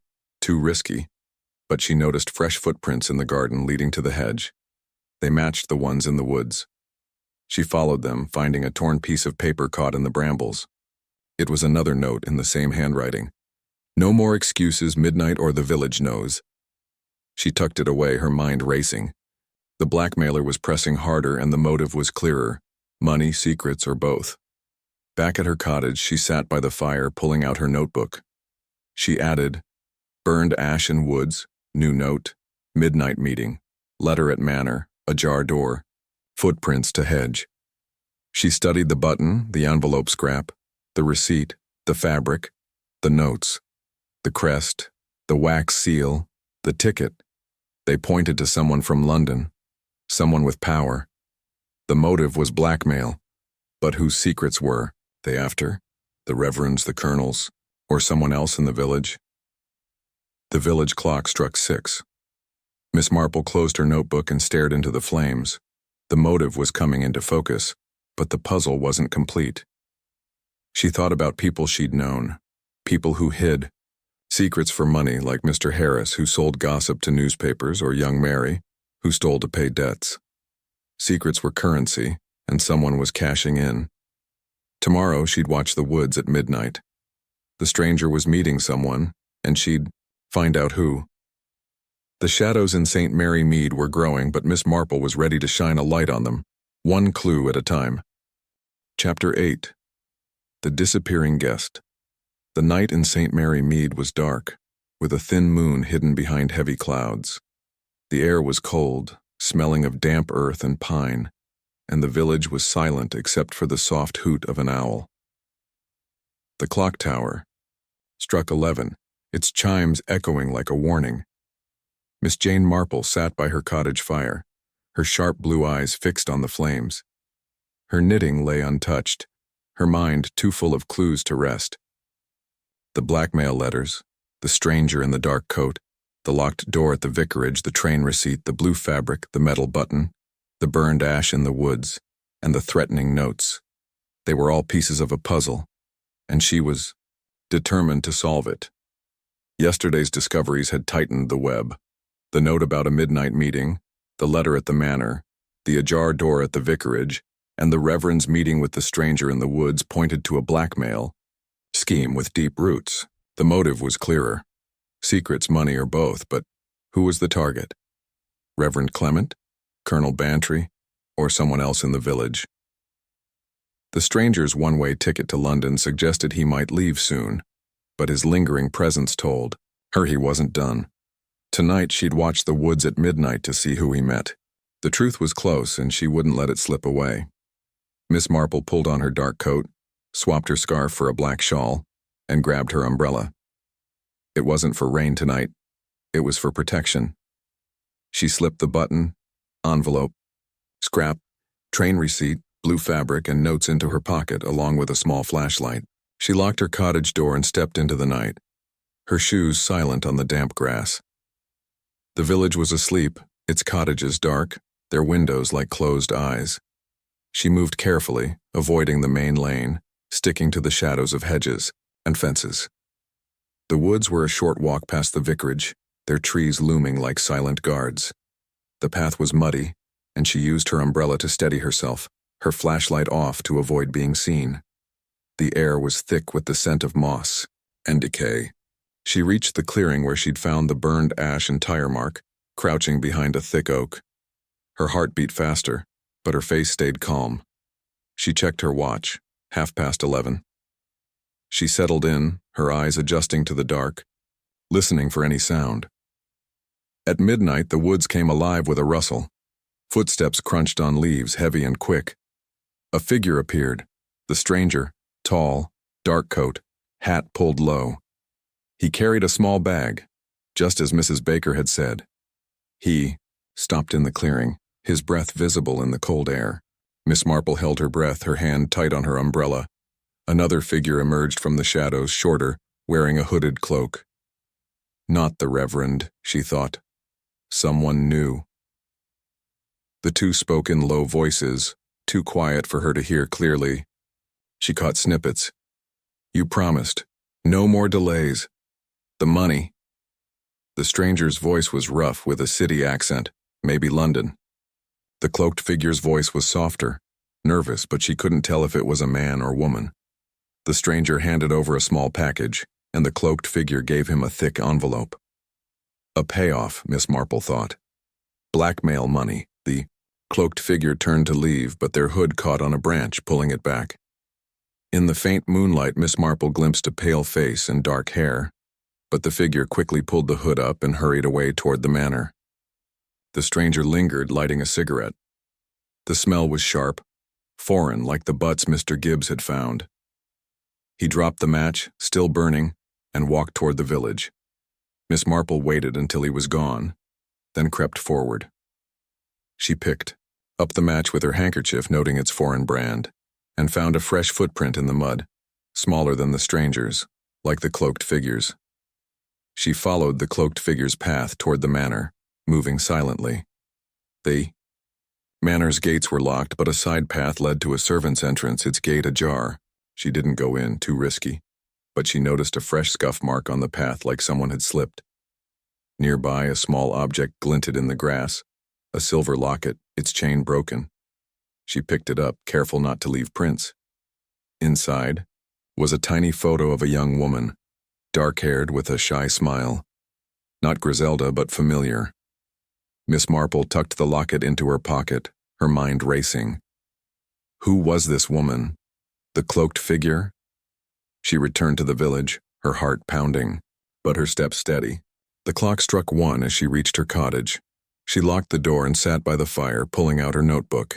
She added, midnight meeting, cloaked figure, package exchange, foreign match, smaller footprint, silver locket.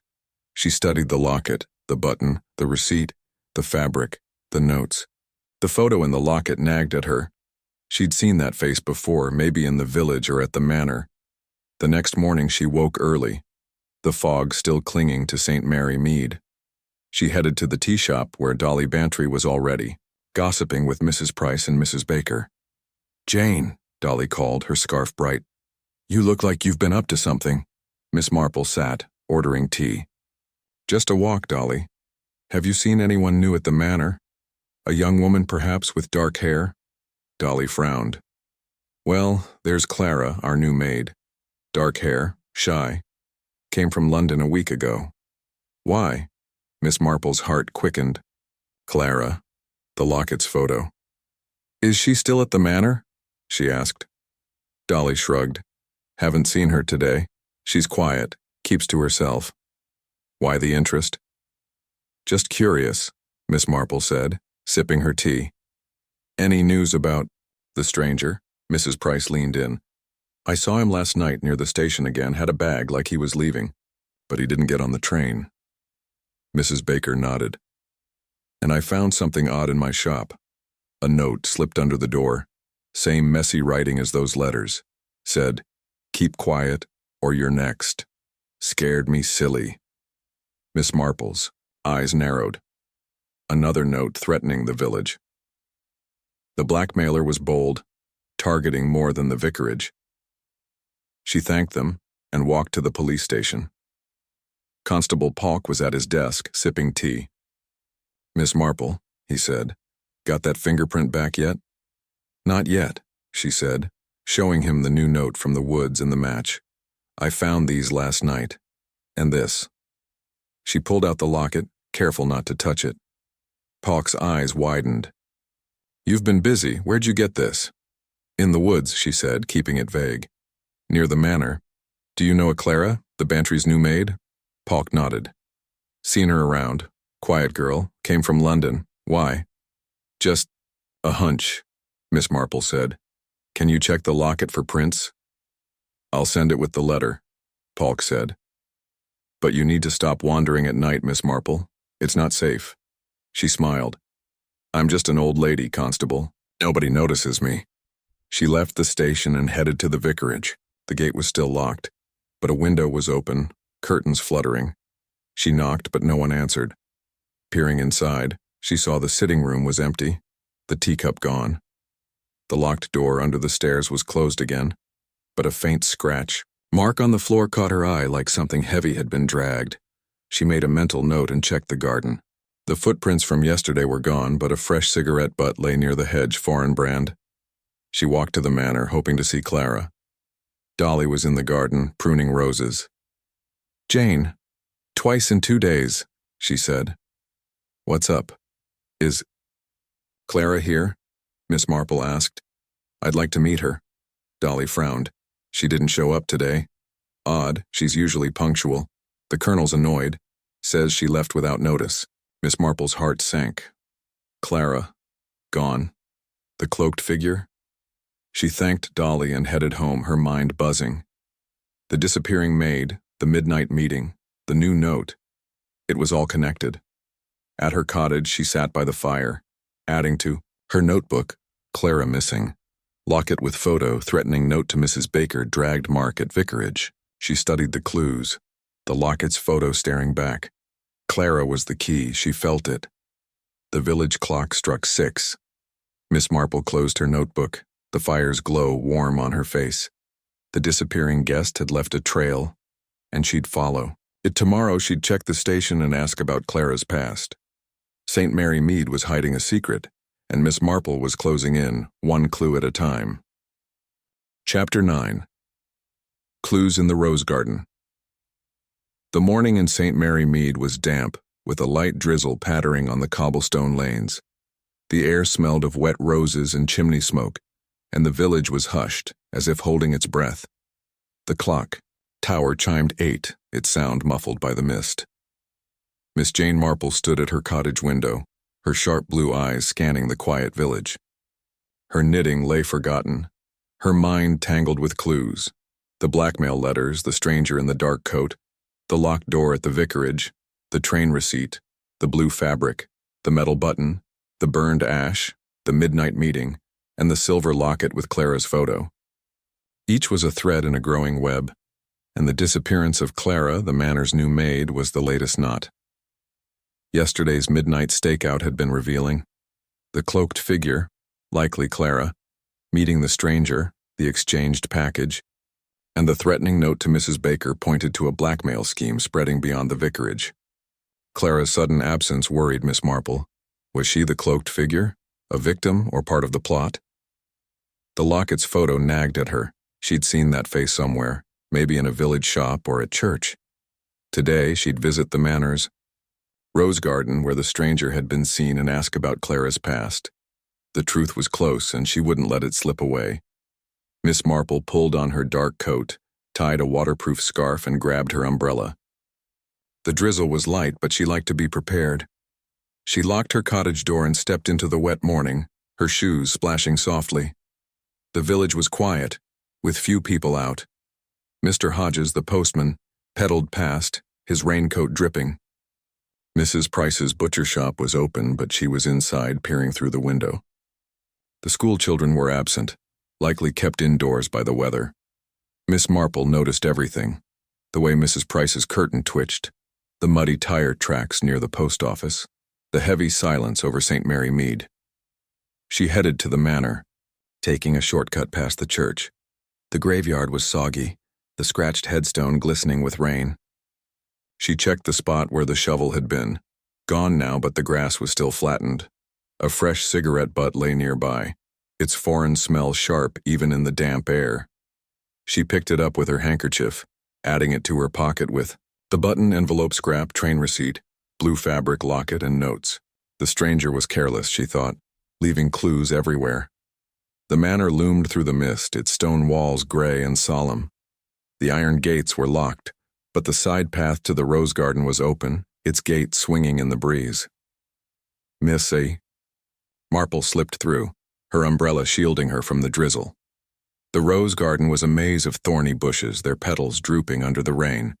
She moved carefully, her eyes scanning the ground. Near the back gate, where Dolly had mentioned the cigarette butt, she found fresh footprints, big like the stranger's, and smaller ones like Clara's. A broken rose stem caught her eye, its thorns stained with a dark smudge. Ink? Or something worse. She didn't touch it, but noted its place.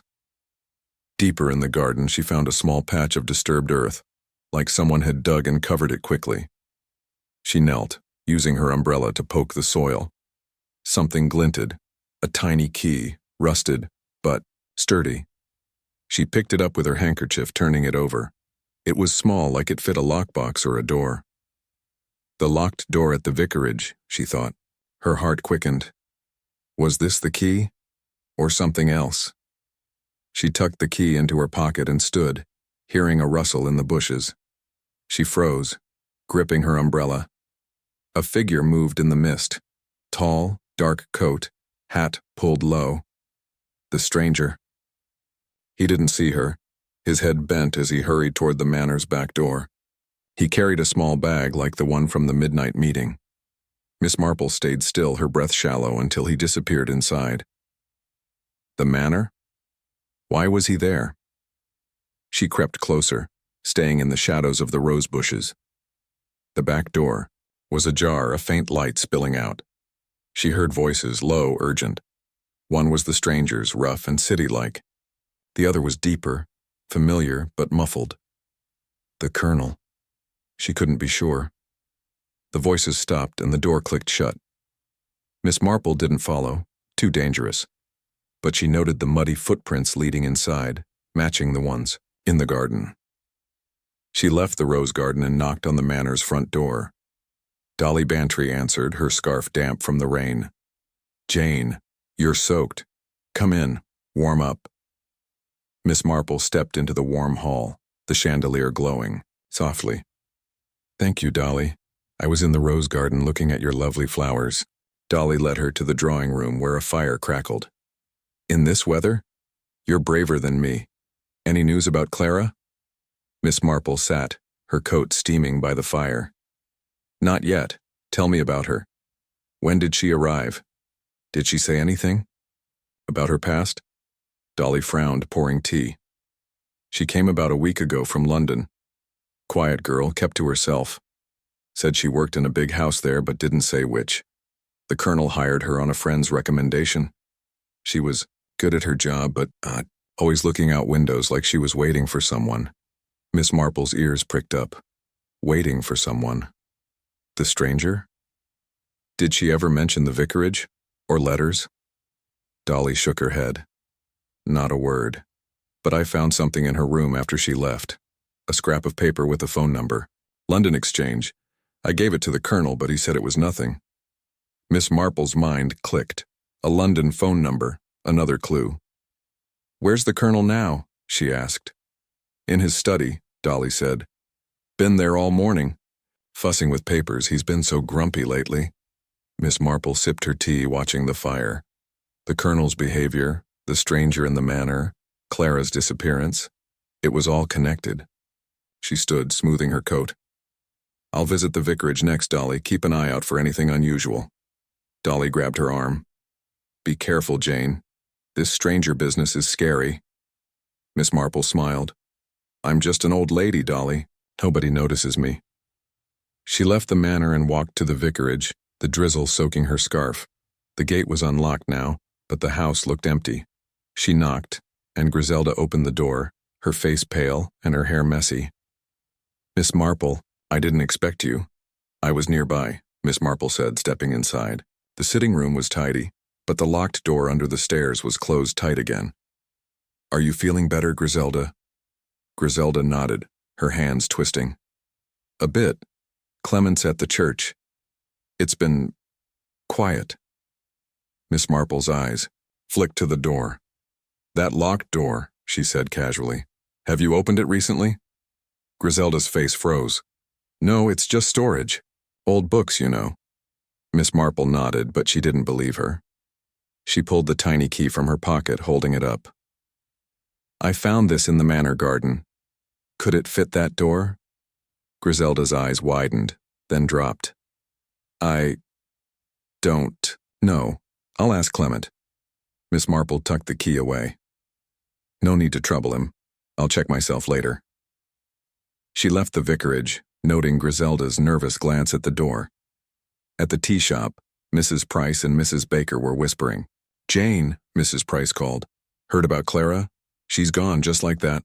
Miss Marple sat ordering tea. "Yes, Dolly told me. Any news about the stranger?" Mrs. Baker leaned in.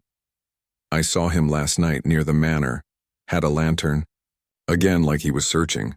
And I found another note in my shop, same handwriting, said, 'Stay out of it or else.'" Miss Marple's heart quickened. Another threat. The blackmailer was scared, lashing out. She thanked them and walked to the police station. Constable Polk was at his desk, reading a report. "Miss Marple," he said, "got more clues?" She showed him the new note from Mrs. Baker and the tiny key. "Found these today. The key was in the manor garden. It might fit a door at the vicarage." Polk whistled. "You're a regular detective. I'll check the key. The fingerprint from the letters still at the county. But they said it's a partial, hard to match." Miss Marple nodded. "And Clara, the manor's maid. Any word on her?" "Not yet," Polk said. "I'll ask around London. She's got no record here." She thanked him and headed home, the drizzle turning to rain. At her cottage, she sat, by the fire, adding to her notebook. Tiny key, manor garden, stranger in manor, Clara's London number, new threat note. She studied the locket, the button, the receipt, the fabric, the notes, the key. Clara was the link. She felt it. The rose garden had given her a glimpse of the motive. Blackmail, secrets, and something hidden behind that locked door. The village clock struck 6. Miss Marple closed her notebook, the fire warm on her face. The clues were piling up, and the truth was near. Tomorrow she'd try the key at the vicarage and dig into Clara's past. St. Mary Mead was hiding a secret, and Miss Marple was ready to uncover it, one rose at a time. Chapter 10. The Unexpected Witness. The morning in St. Mary Mead was gray, with a steady rain tapping on the village's thatched roofs. The air was cool, smelling of wet grass and the faint smoke of morning fires. The clock tower chimed 9, its sound heavy in the damp air, as if urging the village to wake up to its secrets. Miss Jane Marple stood at her cottage door, her sharp blue eyes scanning the misty lane. Her knitting lay untouched, her mind too busy with clues to bother with. Scarves. The blackmail letters, the stranger in the dark coat, the locked door at the vicarage, the train receipt, the blue fabric, the metal button, the burned ash, the midnight meeting, the silver locket, and the tiny key from the manor's rose garden. They were all threads in a tangled web, and Clara's disappearance was the latest knot. Yesterday's finds had sharpened the mystery. The tiny key, the stranger entering the manor, Clara's London phone number, and the threatening note to Mrs. Baker pointed to a blackmail scheme spreading through St. Mary Mead. The locket's photo of a young woman, likely Clara, nagged at Miss Marple. Was she the cloaked figure from the woods, a victim, or part of the plot? Today she'd try the key at the vicarage's locked door and ask about Clara's past. Someone in the village knew more, and she meant to find them. Miss Marple pulled on her dark coat, tied a waterproof scarf, and grabbed her umbrella. The rain was steady, But she was ready. She slipped the button, envelope scrap, train receipt, blue fabric, locket, notes, and key into her pocket, locking her cottage door behind her. The village was quiet, the rain keeping most folks inside. Mr. Hodges, the postman, pedaled past, his raincoat slick. Mrs. Price's butcher shop was open, but she was just a shadow behind her window. The school children were absent, likely indoors. Miss Marple noticed everything: the muddy tire tracks near the post office, the way Mrs. Price's curtain twitched, the heavy silence over the village. She headed to the vicarage, her umbrella shielding her from the rain. The path was slick and she moved carefully, her eyes scanning the ground. Near the duck pond, she spotted a fresh scuff mark in the mud, like someone had slipped. It matched the ones near the manor. She filed it away and reached the vicarage, its ivy walls dripping wet. The gate was unlocked, but the house looked empty. She knocked, her knuckles sharp against the door. No answer. She tried the handle. It was open. Odd, she thought. Griselda was usually careful. She stepped inside, the air cold and smelling of damp wood. The sitting room was tidy, the teacup with Griselda's lipstick finally gone. The locked shutter under the stairs was closed, its scratches clearer in the dim light. Miss Marple pulled out the tiny key, her heart quickening. She slipped it into the lock, turning gently. It clicked and the door creaked open, revealing a narrow closet. Inside was a wooden box, its lid ajar, stuffed with papers. She didn't touch it. She wasn't one to snoop. But she saw a letter on top in the same messy handwriting as the blackmail notes. Her breath caught. This was it. The heart of the mystery. Before she could look closer, a noise startled her. A creak from upstairs. She closed the door softly, locking it, and slipped into the sitting room. Footsteps came down the stairs, light but hurried. It wasn't Griselda or the Reverend. A young boy appeared, no older than 10, with messy brown hair and wide eyes. "Who are you?" he demanded, clutching a slingshot. Miss Marple smiled, her voice calm. "I'm Miss Marple, a friend of the vicar. And you are?" "Tommy," he said, relaxing slightly. "Tommy Lane. I live down the lane. I was just looking for Lenny." Miss Marple's ears pricked up. Lenny, the Reverend's son, was supposed to be in London. "Lenny's not here." "Tommy, he's with his aunt. Why were you looking for him?" Tommy shuffled his feet, looking guilty. "I saw something last night in the woods. Thought Lenny might know about it." Miss Marple's heart quickened. An unexpected witness. "What did you see, Tommy?" she asked gently. He hesitated, then blurted, "A man in a dark coat talking to a lady in a hood, near the stream. They were arguing and she gave him a bag. I was hiding 'cause I was out late and Ma would be mad." Miss Marple nodded, her mind racing. The stranger and the cloaked figure, Clara likely. "Did you hear what they said?" Tommy frowned. "Something about money and a secret." The man said, "Bring it to the manor or everyone knows." Then the lady ran off toward the big house. The manor. Miss Marple's thoughts clicked. "Did you see her face, Tommy?" He shook his head. "Too dark. But she dropped something. Shiny thing like a necklace. The locket." Miss Marple pulled it from her pocket, showing him. "Like this?" Tommy's eyes widened. "Yeah, that's it." She tucked the locket away. "You've been very helpful, Tommy. Don't tell anyone else, all right? It's our secret." He nodded, grinning, and darted out the back door. Miss Marple locked the front door and headed to the manor, her umbrella tapping through the rain. The gates were open and the rose garden was soggy, its thorns glistening. She checked the spot where she'd found the key. Nothing new, but the broken rose stem was gone, like someone had cleaned up. She knocked on the manor's door, and Dolly Bantry answered, her scarf damp. "Jane, you're drenched. Come in." Miss Marple stepped into the warm hall, the chandelier glowing. "Thank you, Dolly. I was wondering about Clara. Any word?" Dolly led her to the drawing room where a fire crackled. "Nothing. The Colonel's furious." She left without a word. "But I found something in her room. A photo, like the one in that locket you showed the constable." Miss Marple's heart quickened. "May I see it?" Dolly fetched a small photo from a drawer. A young woman, dark-haired, with a shy smile. It matched the locket. "That's Clara," Dolly said. "Why's it important?" "Just curious," Miss Marple said, her mind racing. Clara was the cloaked figure, she was sure. But why had she fled? She sipped her tea, watching Dolly. "Has the Colonel been acting odd? Any more letters?" Dolly nodded. "He's been in his study all day, locking the door. I saw another letter. Same fancy paper. Wax seal. He hid it when he saw me."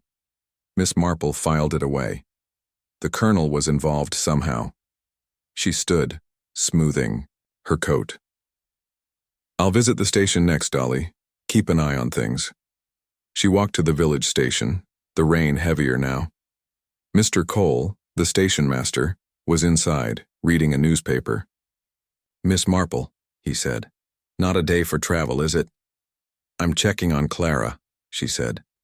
"Did she buy a ticket recently?" Mr. Cole scratched his head. "Not that I saw. But the stranger was here again yesterday. Asked about trains to London but didn't buy one. Had that bag with him, looked heavy." Miss Marple nodded. The stranger wasn't leaving yet. She thanked Mr. Cole and headed to the tea shop, where Mrs. Price and Mrs. Baker were whispering. "Jane," Mrs. Price called. "Heard about Clara? Vanished like a ghost." Miss Marple sat ordering tea. "Any news about the stranger?" Mrs. Baker leaned in. "I saw him last night, near the church. Dropped something. Looked like a letter. Picked it up quick and ran off." Another letter. Miss Marple's mind clicked. "Anything else?" Mrs. Price nodded. "Mr. Gibbs found a glove in the graveyard, dark blue like a man's. Threw it out but said it smelled funny like those cigarettes." Miss Marple thanked them and walked to the police station. Constable Polk was at his desk sipping tea. "Miss Marple," he said. "More clues?" She showed him the locket's photo and Tommy's story, keeping his name secret. A witness saw the stranger and a woman in the woods, arguing. She dropped this locket. "It's Clara's." Polk's eyes widened. "This is big. I'll check. On Clara in London. The fingerprint's still processing and I'll test that key. You're sure about this witness?" "Very sure," she said, smiling. "Just an old lady's hunch." She left the station and headed home, the rain soaking her scarf. At her cottage, she sat by the fire, adding to her notebook. Tommy's sighting, Clara's photo, Colonel's letter glove in graveyard. She studied the button, receipt, fabric, locket, notes, key. The unexpected witness had given her a glimpse of the truth, but the puzzle wasn't complete. The village clock struck 6. Miss Marple closed her notebook, the fire warm on her face. Clara's disappearance, the stranger's demands, the locked door, they were all linked. Tomorrow, she'd dig into Clara's London past and watch the manor. St. Mary Mead's secrets were unraveling, and Miss Marple was ready to pull the final thread. Chapter 11. Secrets Over Tea. The morning in St. Mary Mead was soggy, with rain dripping from the thatched roofs and pooling in the cobblestone lanes. The air smelled of wet earth and the faint warmth of baking bread from Mrs. Baker's shop. The village clock chimed 10, its sound muffled by the damp air as if urging the village to share its secrets. Miss Jane Marple sat at her kitchen table, her sharp blue eyes fixed on her notebook. Her knitting lay untouched, her mind too busy with clues to bother with scarves. The blackmail letters, the stranger in the dark coat, the locked door at the vicarage, the train receipt, the blue fabric, the metal button, the burned ash, the midnight meeting, the silver locket, the tiny key, and young Tommy's witness account.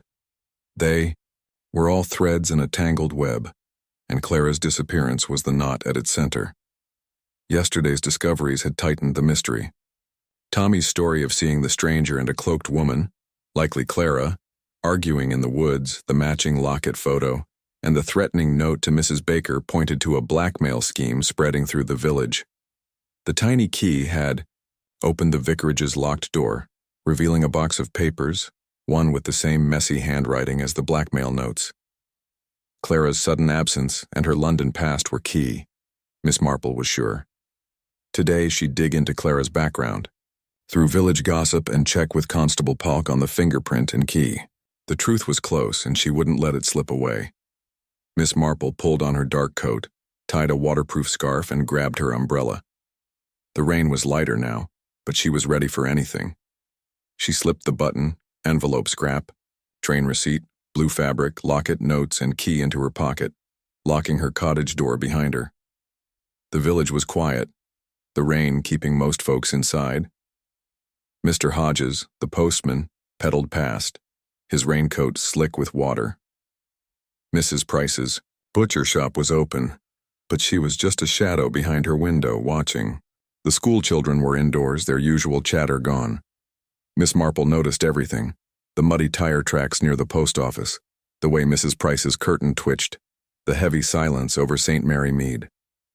She headed to the tea shop first, knowing it was the heart of village gossip.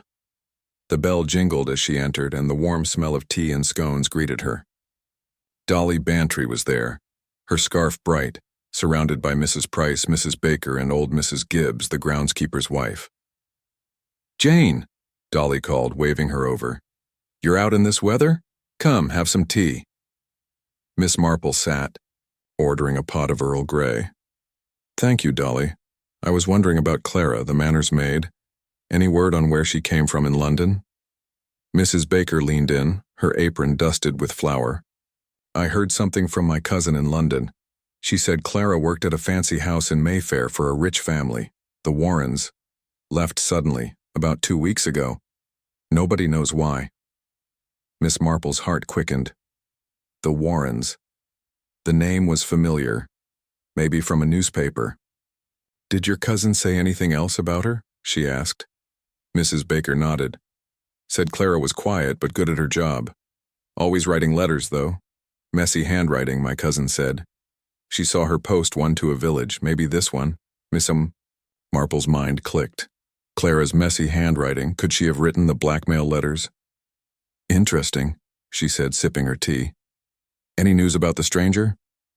Mrs. Price jumped in. "I saw him last night near the vicarage gate. He was talking to someone, but it was too dark to see who. They were whispering like they didn't want to be heard." Mrs. Gibbs nodded, her voice low. "My husband found another cigarette butt in the graveyard. Same funny smell. And a piece of paper torn up. He kept it this time, thought it might be important." Miss Marple's ears pricked up. "A piece of paper? Did he show it to anyone?" Mrs. Gibbs shook her head. "He's got it at home. Said it had some numbers on it, like a code." Miss Marple filed it away. A coded paper. Another clue. She thanked the women and finished her tea, her mind racing. Clara's London past, the stranger's whispers, the coded paper. It was all connected. She stood, smoothing her coat. "I'll visit the vicarage next. Dolly, keep an eye on the manor, will you?" Dolly's scarf bobbed. "Oh, Jane, you're sleuthing again. Be careful." Miss Marple walked to the vicarage, the rain pattering on her umbrella. The gate was unlocked, and the house looked quiet. She knocked, and Griselda opened the door, her face pale and her eyes red. "Miss Marple," she said, her voice shaky. "Come in." The sitting room was warm but tense, the air smelling of burnt paper. The locked door under the stairs was closed, but a faint scratch mark on the floor caught Miss Marple's eye, like something had been dragged recently. "Is the Reverend here?" she asked, sitting. Griselda shook her head. "At the church. He's been there all morning." Miss Marple nodded, watching Griselda's hands twist. "I heard about Clara, the manor's maid. Did you know her?" Griselda's eyes flicked to the side. "Not really. Saw her at the market once or twice. Quiet girl." Miss Marple pulled out the locket showing the photo. "This was hers. Found it near the manor. Does she look familiar?" Griselda's face froze, then softened. "Maybe, I don't know. Why's it matter?" "Just curious," Miss Marple said, tucking the locket away. She didn't mention the key or the closet. She wanted to keep that quiet. "Any more letters, Griselda?" Griselda shook her head, too quickly. "No, nothing." Miss Marple smiled. letting the silence stretch. Griselda was hiding something, just like the Reverend. She stood, her umbrella tapping the floor. "I'll check on the Reverend at the church. Take care, Griselda." She left the vicarage and headed to the church, the rain heavier now. The graveyard was muddy, the scratched headstone slick with water. She found Mr. Gibbs raking leaves near the oak. "Morning, Miss Marple," he said, tipping his cap. "Wet day for a walk." "I heard you found a paper," she said, "with numbers on it. May I see it?" Mr. Gibbs nodded, pulling a crumpled scrap from his pocket. It was torn, with a series of numbers, 4729, and a single word, Warren. Miss Marple's heart skipped. The Warrens again. She thanked him, tucking the paper into her pocket with her other clues. At the church, Reverend Clement was at the pulpit, his glasses smudged. "Miss Marple," he said, startled, "you're out in this rain?" "Just checking on you," she said, sitting in a pew. "I heard about a paper found in the graveyard, numbers and a name, Warren. Does that mean anything to you?" His face paled, his hands shaking. "Warren? No, nothing. Probably rubbish." Miss Marple nodded, watching his eyes dart to the door. He was lying, she was sure. She stood, her umbrella tapping. "I'll let you work. Give Griselda my best." She walked to the police station, the rain soaking her scarf.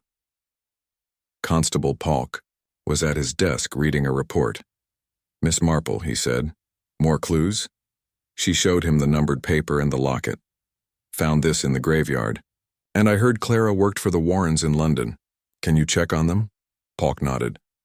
"I'll send a telegram to London. The fingerprint's still processing, and the key didn't match any lockbox we know. But I'll keep trying."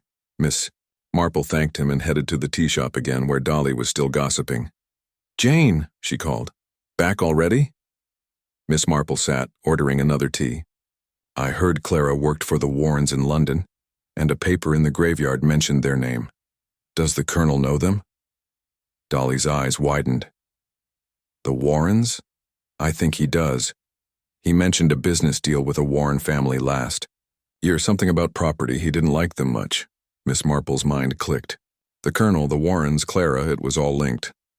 She finished her tea and went home, the rain easing.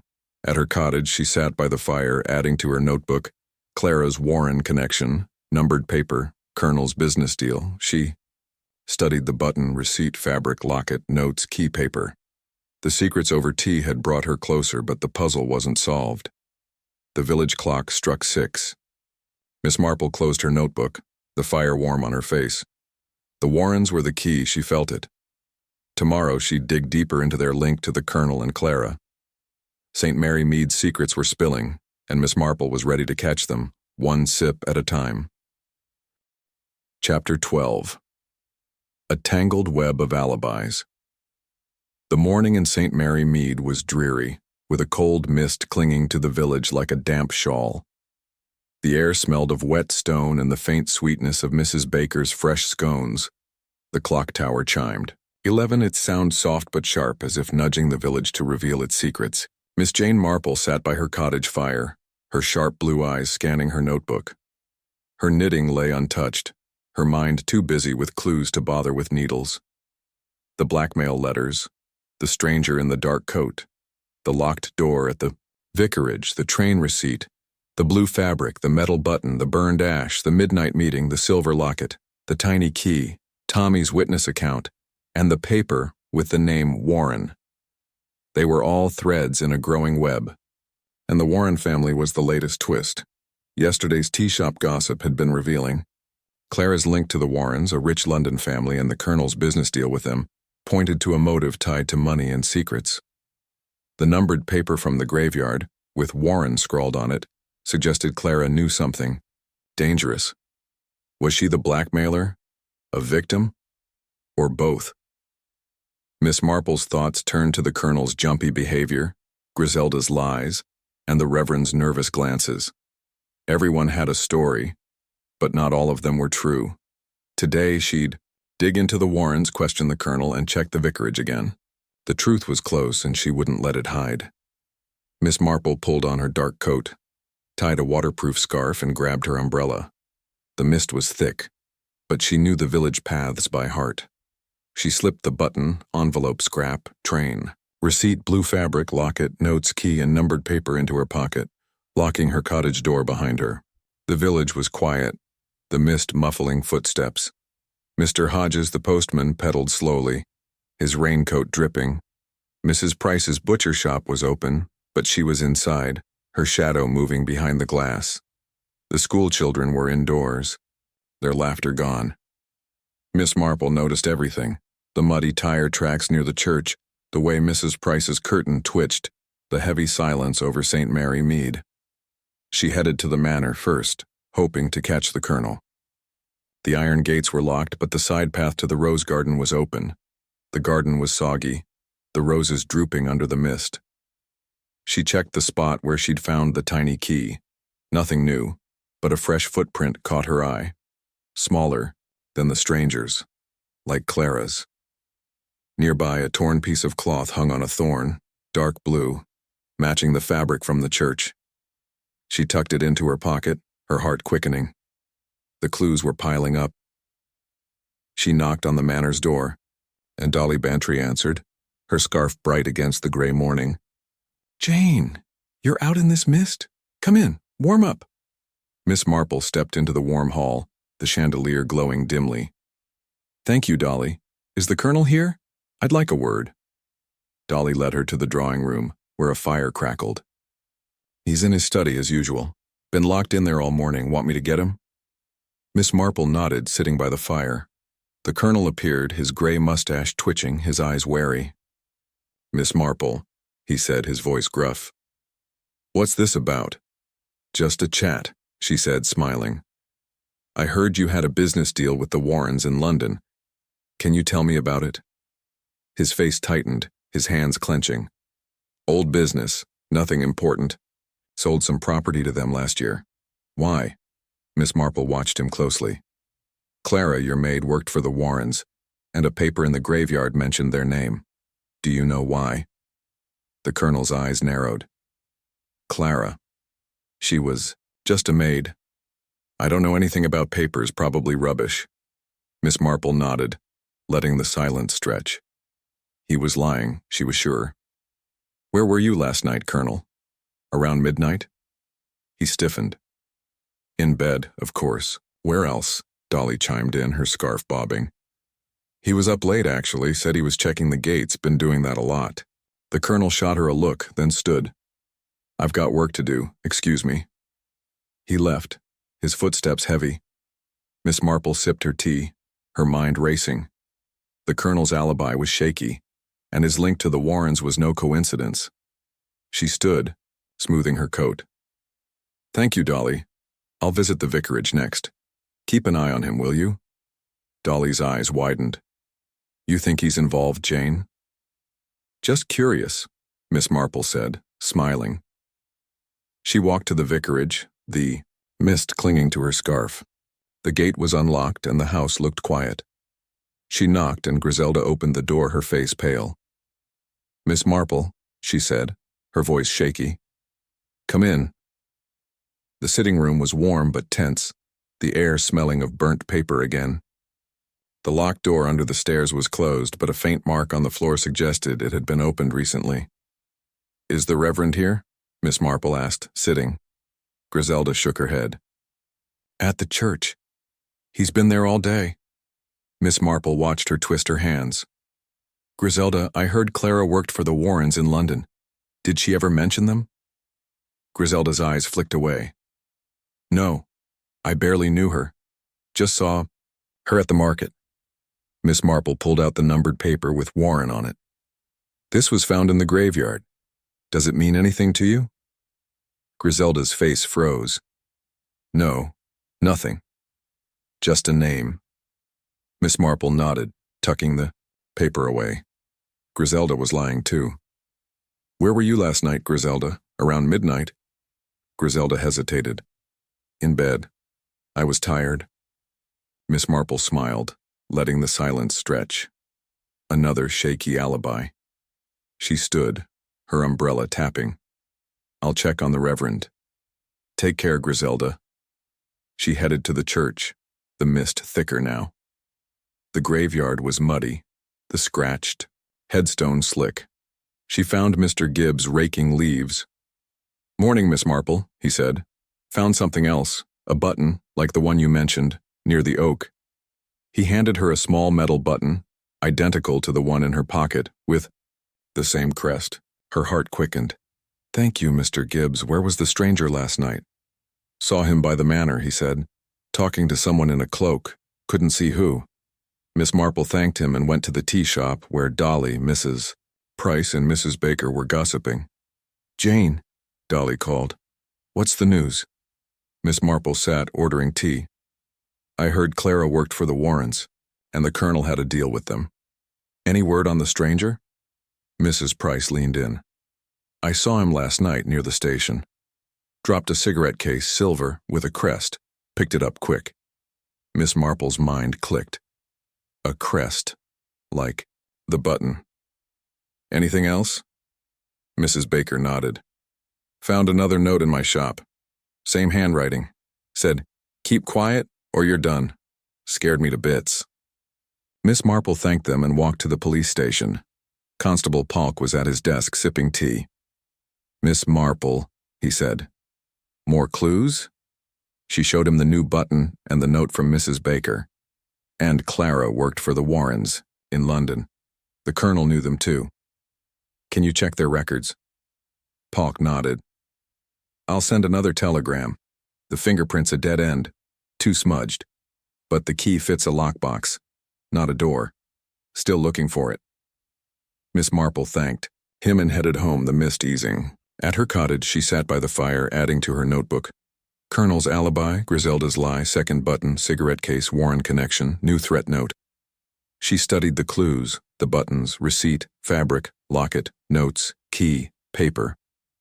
The alibis were tangled, but the Warrens were the key. The village clock struck 6. Miss Marple closed her notebook, the fire warm on her face. The web of alibis was unraveling, and the truth was near. Tomorrow, she'd confront the Reverend and dig deeper into the Warrens. St. Mary Mead's secrets were slipping, and Miss Marple was ready to catch them, one lie at a time. Chapter 13. The Hidden Lockbox. The morning in St. Mary Mead was cold, with a thin mist lingering over the village like a ghostly veil. The air smelled of damp leaves and the faint warmth of chimney smoke, and the clock tower chimed 7, its sound sharp in the quiet, as if urging secrets to spill. Miss Jane Marple sat by her cottage fire, her sharp blue eyes scanning her notebook. Her knitting lay untouched, her mind too tangled with clues to bother with needles. The blackmail letters, the stranger in the dark coat, the locked door at the vicarage, the train receipt, the blue fabric, the 2 metal buttons with crests, the burned ash, the midnight meeting, the silver locket, the tiny key, Tommy's witness account, the numbered paper with Warren, and the cigarette case. They were all threads in a tightening web, and the Warren family was at its heart. Yesterday's discoveries had sharpened the mystery. The Colonel's shaky alibi, Griselda's lies, and the second button matching the first pointed to a deeper connection between the manor and the vicarage. The cigarette case with a crest, seen by Mrs. Price, linked to the buttons, suggesting the stranger came from wealth, possibly the Warrens.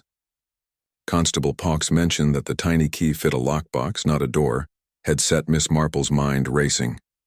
Was the lockbox in the vicarage closet, hidden among those papers? Today she'd confront Reverend Clement, check the vicarage again, and press Constable Polk for more on the Warrens. The truth was close, and she wouldn't let it hide. Miss Marple pulled on her dark coat, tied a waterproof scarf, and grabbed her umbrella. The mist was thick, but she knew the village paths like her own garden. She slipped the buttons, envelope scrap, train receipt, blue fabric, locket, notes, key, and numbered paper into her pocket, locking her cottage door behind her. The village was hushed, the mist muffling footsteps. Mr. Hodges, the postman, was absent, likely delayed by the weather. Mrs. Price's butcher shop was open, but she was just a shadow behind her window. The school children were indoors, their chatter silenced. Miss Marple noticed everything. The muddy tire tracks near the church, the way Mrs. Price's curtain twitched, the heavy quiet over St. Mary Mead. She headed to the church first, knowing the Reverend spent mornings there. The graveyard was soggy, the scratched headstone slick with mist. She checked the spot where Mr. Gibbs found the second button. Nothing new, but a fresh cigarette butt lay nearby, its foreign smell sharp. She picked it up with her handkerchief, adding it to her pocket. The stranger was still here, leaving clues. She entered the church, the air cool and smelling of wax. Reverend Clement was at the pulpit, his glasses smudged, his hands shaking, as he sorted hymnals.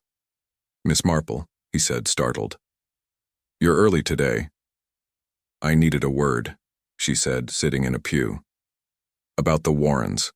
I heard you knew them, from a London visit last year." His face paled, his hands gripping, a hymnal. "The Warrens? I met them once at a charity event."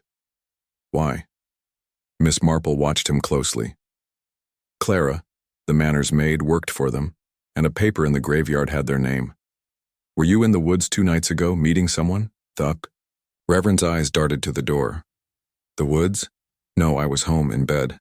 Miss Marple nodded, letting the silence stretch. "He was lying, just like Griselda." "I found a lockbox in the vicarage closet," she said, testing him. "Behind the locked door. Papers inside, with the same handwriting as those letters." His face froze, his voice barely a whisper. "You opened the door?" "It was open," she lied, watching his reaction. "What's in the lockbox, Reverend?" He swallowed hard. "Just old church records, nothing important." Miss Marple smiled, her eyes sharp. "I see. Well, I'll let you work. Give Griselda my best." She left the church, her mind buzzing. The Reverend knew about the lockbox and he was scared. She headed to the vicarage, the mist clinging to her scarf. The gate was unlocked, and the house looked empty. She knocked, but no one answered. She tried the handle. It was open. She stepped inside, the air cold and smelling of burnt paper. The sitting room was tidy, but the locked door under the stairs was ajar again, just a crack. She pulled out the tiny key, her heart quickening, and opened the door fully.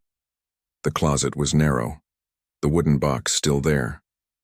She lifted the lid, careful not to touch the papers. On top was a small metal lockbox, its lid scratched, like someone had tried to force it. She tried the tiny key, it fit, clicking open. Inside were more papers, a few pound notes, and a photograph of a man in a dark coat, hat pulled low. The stranger. Next to it was a letter, in the same messy handwriting. "Pay the rest by Friday, or the Warrens will know everything." Her breath caught. The Warrens were being blackmailed, not just the vicarage. She closed the lockbox, locked the closet, and slipped out, her heart pounding. As she left the vicarage, she noticed fresh footprints in the garden, leading to the hedge. They were small, like Clara's, and beside them was a dropped handkerchief monogrammed with a C. Clara's? She tucked it into her pocket and headed to the police station, the mist turning to light rain. Constable Polk was at his desk, sipping tea. "Miss Marple," he said. "More clues?" She showed him the lockbox letter and the handkerchief. "Found these at the vicarage. The letter mentions the Warrens, and the key fits a lockbox, not the door. Any news from London?" Polk nodded. "Got a telegram. The Warrens are a rich family, own property in Mayfair. Clara worked for them, left suddenly. They reported a theft last month, some papers, no details. They're not talking much." Miss Marple's mind clicked. Stolen papers, blackmail. And the fingerprint? "Still smudged," Polk said. "But I'll check the lockbox letter. You're sure about this?" "Very sure," she said, smiling. "Just an old lady's hunch." She left the station and headed to the tea shop, where Dolly Bantry, Mrs. Price, and Mrs. Baker were gossiping.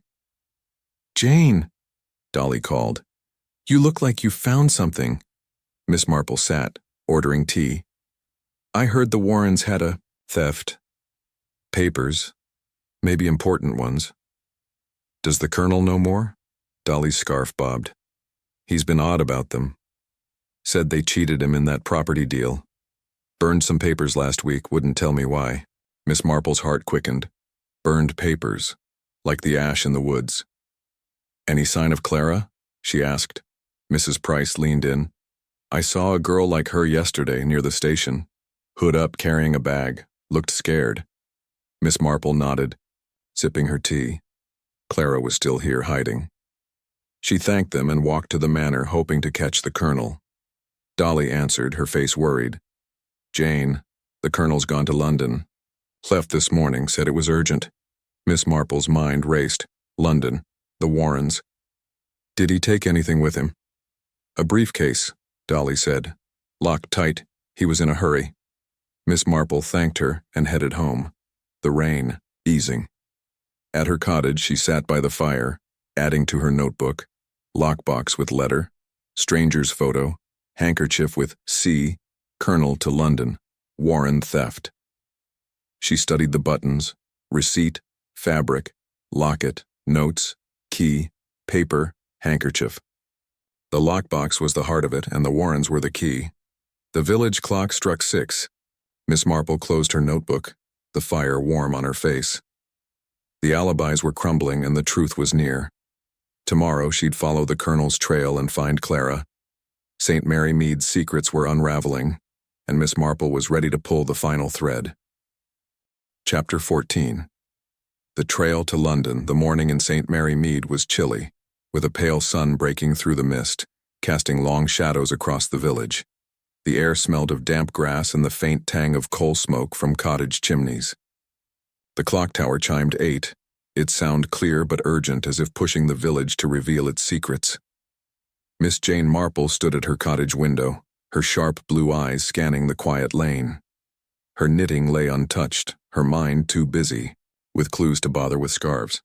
The blackmail letters, the stranger in the dark coat, the locked door at the vicarage, the train receipt, the blue fabric, the 2 metal buttons with crests, the burned ash, the midnight meeting, the silver locket, the tiny key, Tommy's witness, account, the numbered paper with Warren, the cigarette case, the lockbox with the stranger's photo and Clara's handkerchief. They were all threads in a tightening web, and the Warren family was at its core. Yesterday's discoveries had sharpened the mystery.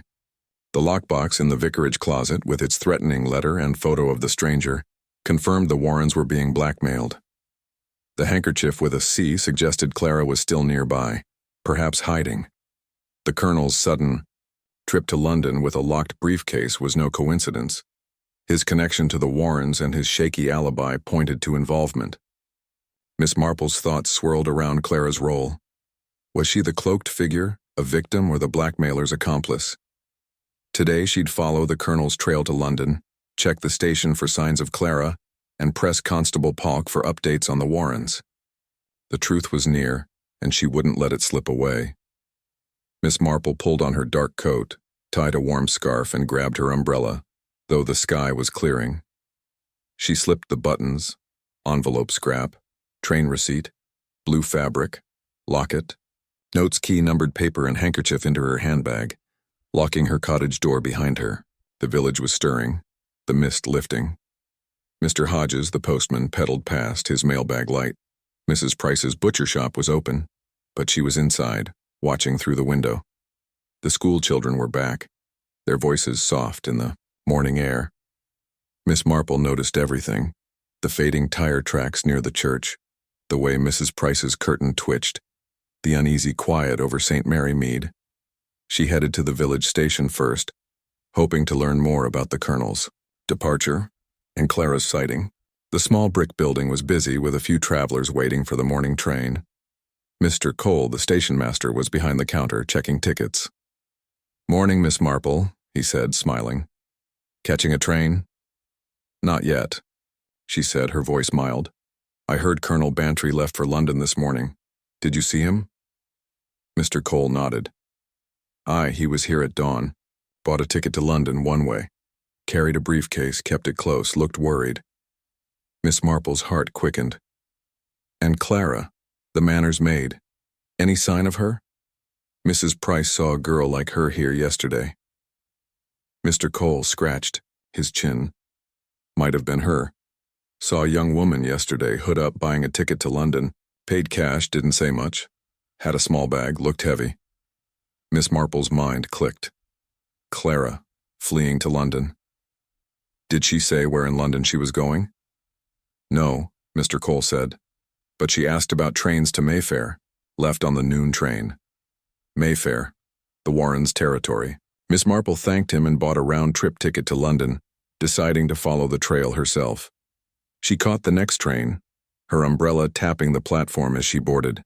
The journey was short, and she spent it studying her clues, the Lockett's photo of Clara nagging at her memory. The train rattled into London, the city bustling with noise and smoke. She took a cab to Mayfair, where the Warrens' grand house stood, its windows gleaming. She didn't knock, too risky, but watched from a nearby cafe sipping tea. The house was quiet, but a man in a dark coat. Chapter 15. The confrontation at dusk.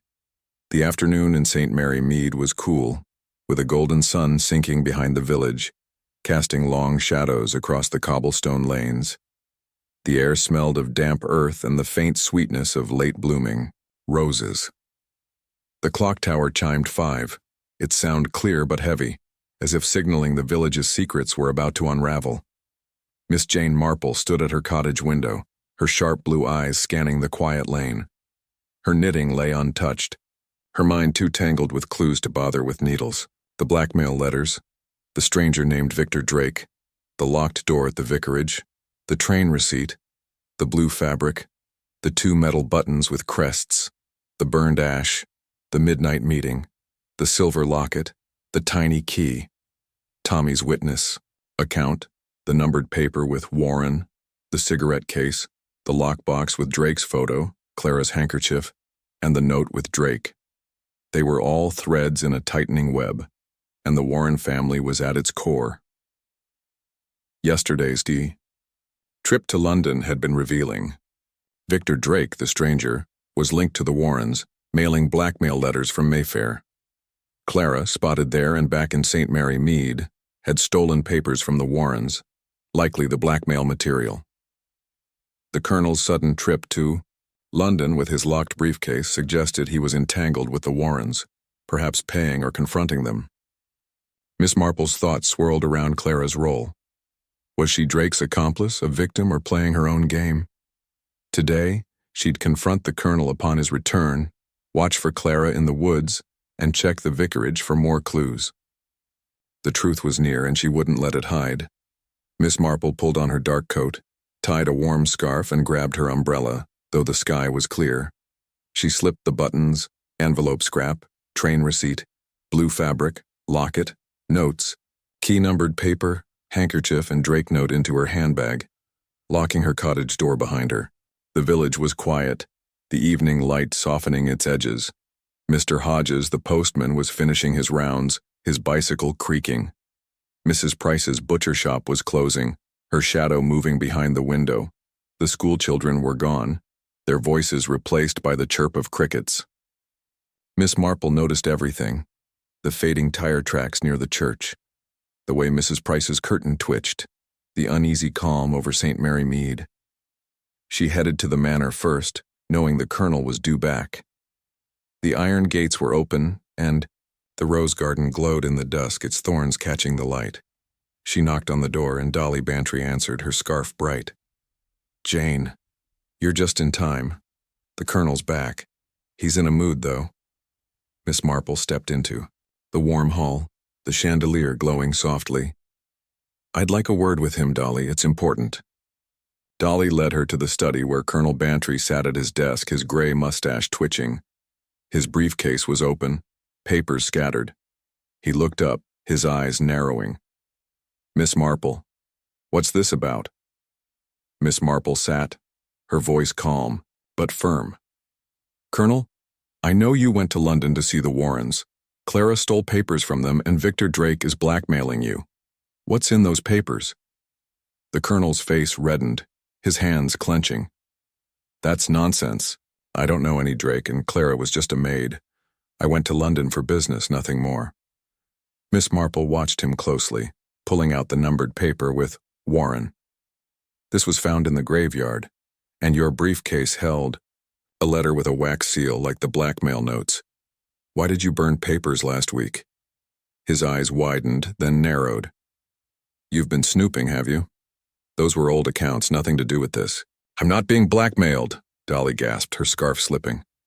Arthur, what's she talking about? The colonel stood, his voice sharp. Enough. I've got nothing to hide. Leave it, Miss Marple. Miss Marple nodded, standing, her umbrella, tapping the floor. I'll leave it for now, Colonel, but the truth always comes out. She left the manor, her mind buzzing. The colonel was hiding something, and his anger confirmed it. She headed to the woods where Mrs. Price had seen Clara last night. The path was dark, the trees casting long shadows. She moved carefully, her flashlight off to avoid being seen. Near the stream where Tommy saw the midnight meeting, she found fresh footprints, small like Clara's. Nearby, a scrap of paper lay in the mud, half torn. She picked it up with her handkerchief, reading it in the fading light. Meet me at the old barn, 9 p.m. No tricks. D. Drake. Her heart raced. Clara was meeting him tonight in an hour. She tucked the note into her pocket and headed to the vicarage, hoping to find Griselda or the Reverend. The gate was open, and a faint light glowed in the window. She knocked, and Griselda answered, her face pale and her hair messy. Miss Marple, she said, her voice shaky. It's late. Just a quick visit, Miss Marple said, stepping inside. The sitting room was warm, but the air smelled of burnt paper again. The locked door under the stairs was closed, but a new scratch mark on the floor caught her eye. Griselda, I know Clara's been here. Her handkerchief was in your garden. Is she hiding? Griselda's eyes widened, then dropped. No, I told you I barely knew her. Miss Marple pulled out the locket. This is hers, and she's meeting someone tonight at the old barn.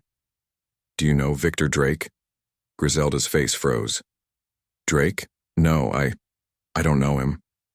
Miss Marple nodded, tucking the locket away. Griselda was lying just like the colonel. Where's the Reverend? She asked. At the church, Griselda said quickly. He's been there all day. Miss Marple left the vicarage, checking the garden. Near the hedge, she found a new clue. A small brass key, different from the one for the lockbox. It was shiny, like it had been dropped recently. She tucked it into her pocket, her mind racing. Another key. What did it open? She headed to the old barn, a crumbling structure near the woods, arriving just before 9. She hid behind a stack of hay bales, her umbrella ready. The barn was dark, its door creaking in the breeze.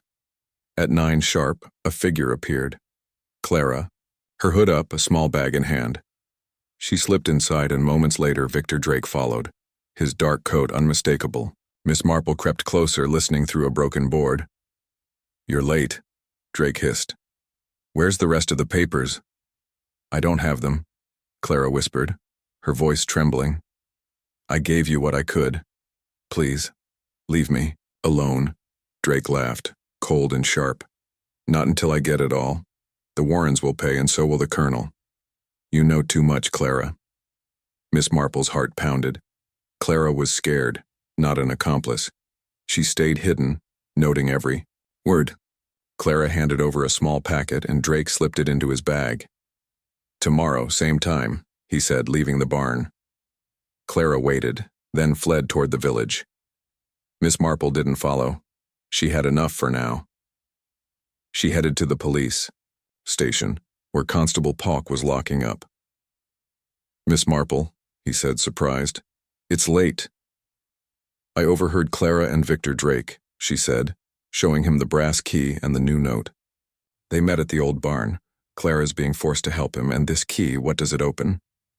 Polk's eyes widened. I'll check the key. Got another telegram. Drake's a known con man, worked for the Warrens. They fired him last year. He's dangerous. Miss Marple nodded, her mind clicking. And the colonel? Still checking, Polk said. You need to stay safe, Miss Marple. She smiled. Just an old lady constable. She went to the tea shop, now quiet, catching Mrs. Baker before closing. "Any news?" Miss Marple asked. Mrs. Baker nodded. "Found another note in my shop. Same handwriting. Said, 'Last chance, or everyone knows.' And I saw Clara today near the church looking scared." Miss Marple thanked her and headed home, the dusk deepening. At her cottage, she sat by the fire, adding to her notebook. Clara and Drake meeting. Brass key, Colonel's denial, new threat note. She studied the clues, the buttons, receipt, fabric, locket, notes, keys, paper, handkerchief. The confrontation at dusk had revealed Clara's fear and Drake's greed, but the puzzle wasn't complete. The village clock struck 10. Miss Marple closed her notebook, the fire warm on her face. The trail was hot, and the truth was near. Tomorrow, she'd watch the barn again and confront Griselda about the key. St. Mary Mead's secrets were cracking, and Miss Marple was ready to break them open. Chapter 16. The Barn's Secret. The evening in St. Mary Mead was crisp, with a full moon casting silver light over the village, turning the cobblestone lanes into shimmering paths. The air smelled of pine and the faint smoke of evening fires, and the clock tower chimed 8, its sound echoing like a call to truth. Miss Jane Marple sat by her cottage fire, her sharp blue eyes fixed on her notebook. Her knitting lay untouched, her mind too tangled with clues to bother with scarves.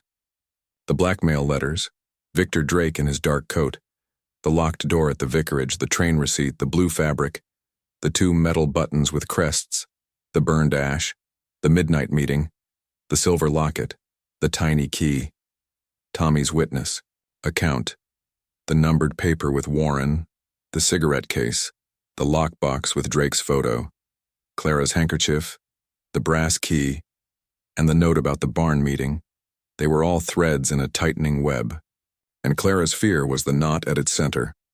Yesterday's confrontation with Colonel Bantry had confirmed his involvement, his denials too quick, and his trip to London too convenient.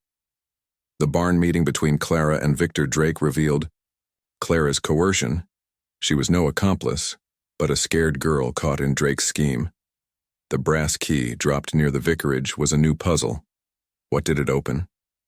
Miss Marple's thoughts swirled around the Warrens' stolen papers, the Colonel's burned documents, and Griselda's lies. Tonight she'd stake out the old barn again, hoping to catch Drake and Clara, and she'd confront Griselda about the key. With Constable Paulk's warning that Drake was a dangerous con man, she knew time was short. The truth was close, and she wouldn't let it slip away. Miss Marple pulled on her dark coat, wrapped a black shawl around her shoulders, and grabbed her umbrella, more for protection than rain. She slipped the buttons, envelope scrap, train receipt, blue fabric, locket, notes, tiny key, numbered paper, handkerchief, brass key, and barn note into her handbag, along with a small flashlight. She locked her cottage door and stepped into the moonlit night, her shoes silent on the grass. The village was asleep, its cottages dark, their windows like closed eyes. She avoided the main lane, sticking to the shadows of hedges and trees, moving toward the old barn near the woods.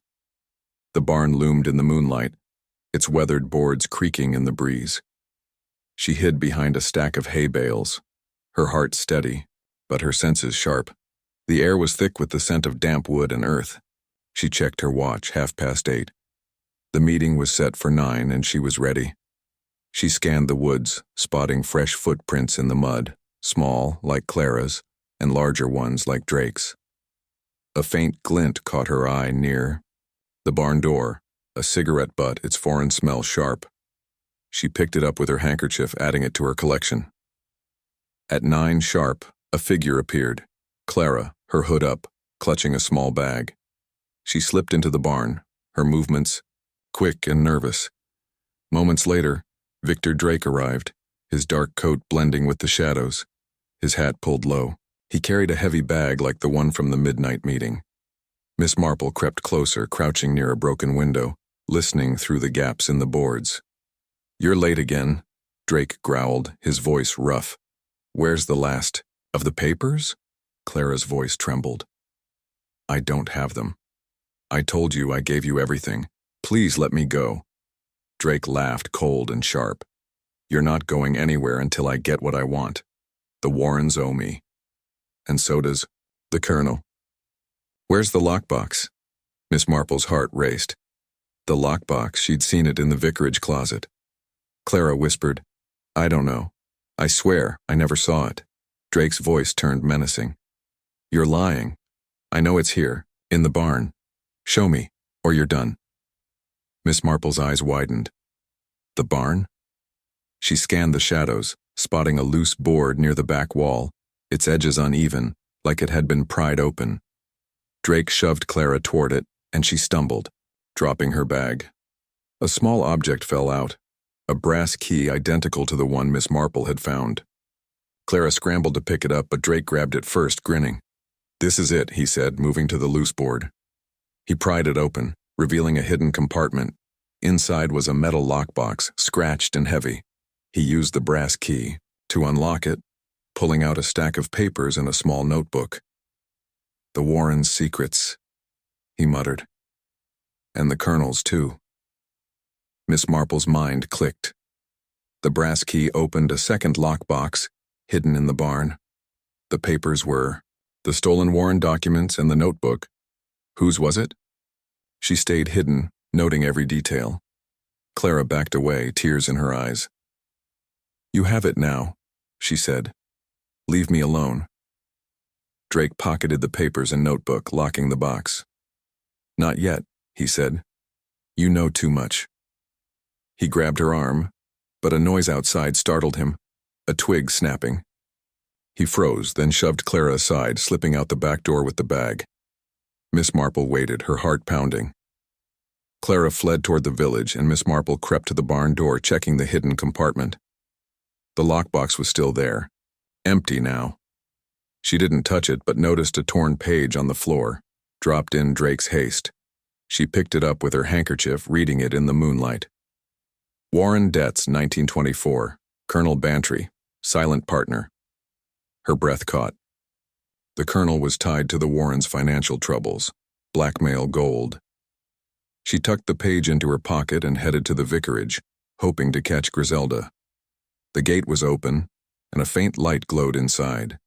She knocked, and Griselda answered, her face pale and her eyes red. Miss Marple, she said, her voice shaky. It's late. I need to talk, Miss Marple said, stepping inside. The sitting room was warm, but the air smelled of burnt paper. The locked door under the stairs was closed, but a fresh scratch mark on the floor caught her eye. Griselda, I know Clara was here, and I found a brass key, like the one she dropped, tonight. What's in the barn's lockbox? Griselda's face froze, her hands twisting. I don't know what you mean. Clara's gone, and I don't know any key. Miss Marple pulled out the torn page. This mentions the Colonel and the Warrens. Victor Drake has their secrets, and he's using Clara. Why are you protecting him? Griselda's eyes filled with tears. I'm not. Clement got a letter, months ago. It said to keep quiet, or our past would come out. I burned it, but more came. I didn't know it was Drake.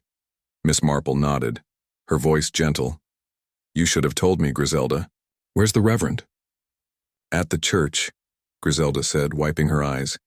He's scared, Miss Marple. We both are. Miss Marple left the vicarage, checking the garden.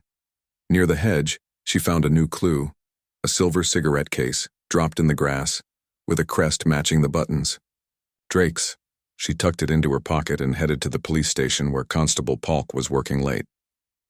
Miss Marple, he said, surprised. You're out late again. I saw Drake and Clara at the barn, she said, showing him the torn page and cigarette case. Drake took papers from a hidden lockbox opened with a brass key. They're the Warrens' secrets and the Colonel's involved. Polk's eyes widened. This is big. I'll get men to watch the barn. Drake's a wanted man in London now. Fraud and blackmail. And Clara?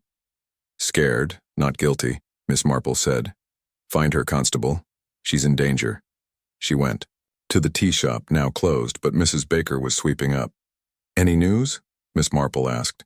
Mrs. Baker nodded. Saw Clara today near the manor. Looked like she was crying. And I found another note, same handwriting, said tomorrow or it's over. Miss Marple thanked her and headed home, the moonlight bright. At her cottage, she sat by the fire, adding to her notebook. Barn lockbox, Warren debts, Colonel's secret, cigarette case, Clara's fear, new threat note. She studied the clues, the buttons, receipt, fabric, locket, notes, keys, paper, handkerchief, cigarette case. The barn secret had revealed the motive, but Drake was still free. The village clock struck 11. Miss Marple closed her notebook, the fire warm on her face. The web was unraveling, and the truth was near. Tomorrow, she'd set a trap for Drake with Pock's help. St. Mary Mead's secrets were exposed, and Miss Marple was ready to end it. Chapter 17. The trap is set. The morning in St. Mary Mead was bright, with a crisp sun chasing away the last wisps of mist, bathing the village in golden light. The air smelled of fresh dew and the faint warmth of baking bread from Mrs. Baker's shop. The clock tower chimed 9, its sound clear and steady, as if signaling that the village's secrets were about to be laid bare. Miss Jane Marple sat by her cottage fire, her sharp blue eyes scanning her notebook. Her knitting lay untouched, her mind too tangled with clues to bother with scarves. The blackmail letters, Victor Drake in his dark coat, the locked door at the vicarage, the train receipt, the blue fabric, the 2 metal buttons with crests, the burned ash, the midnight meeting, the silver locket, the tiny key, Tommy's witness, account, the numbered paper with Warren, the cigarette case, the lockbox with Drake's photo, Clara's handkerchief, the brass key, the barn's hidden lockbox, and the torn page about Warren debts. They were all threads in a nearly woven web, and Clara's fear was the heart of it. Yesterday's stakeout at the old barn had been pivotal. Victor Drake's theft of the Warrens' papers and the Colonel's secret partnership with them, revealed by the torn page, confirmed the blackmail's motive: money and hidden debts. Clara, coerced by Drake, was no criminal, just a scared girl caught in his scheme. The silver cigarette case dropped by Drake tied him to the crested buttons, marking him as a man of wealth turned con man. Griselda's admission of receiving blackmail letters months ago showed the vicarage's deep involvement.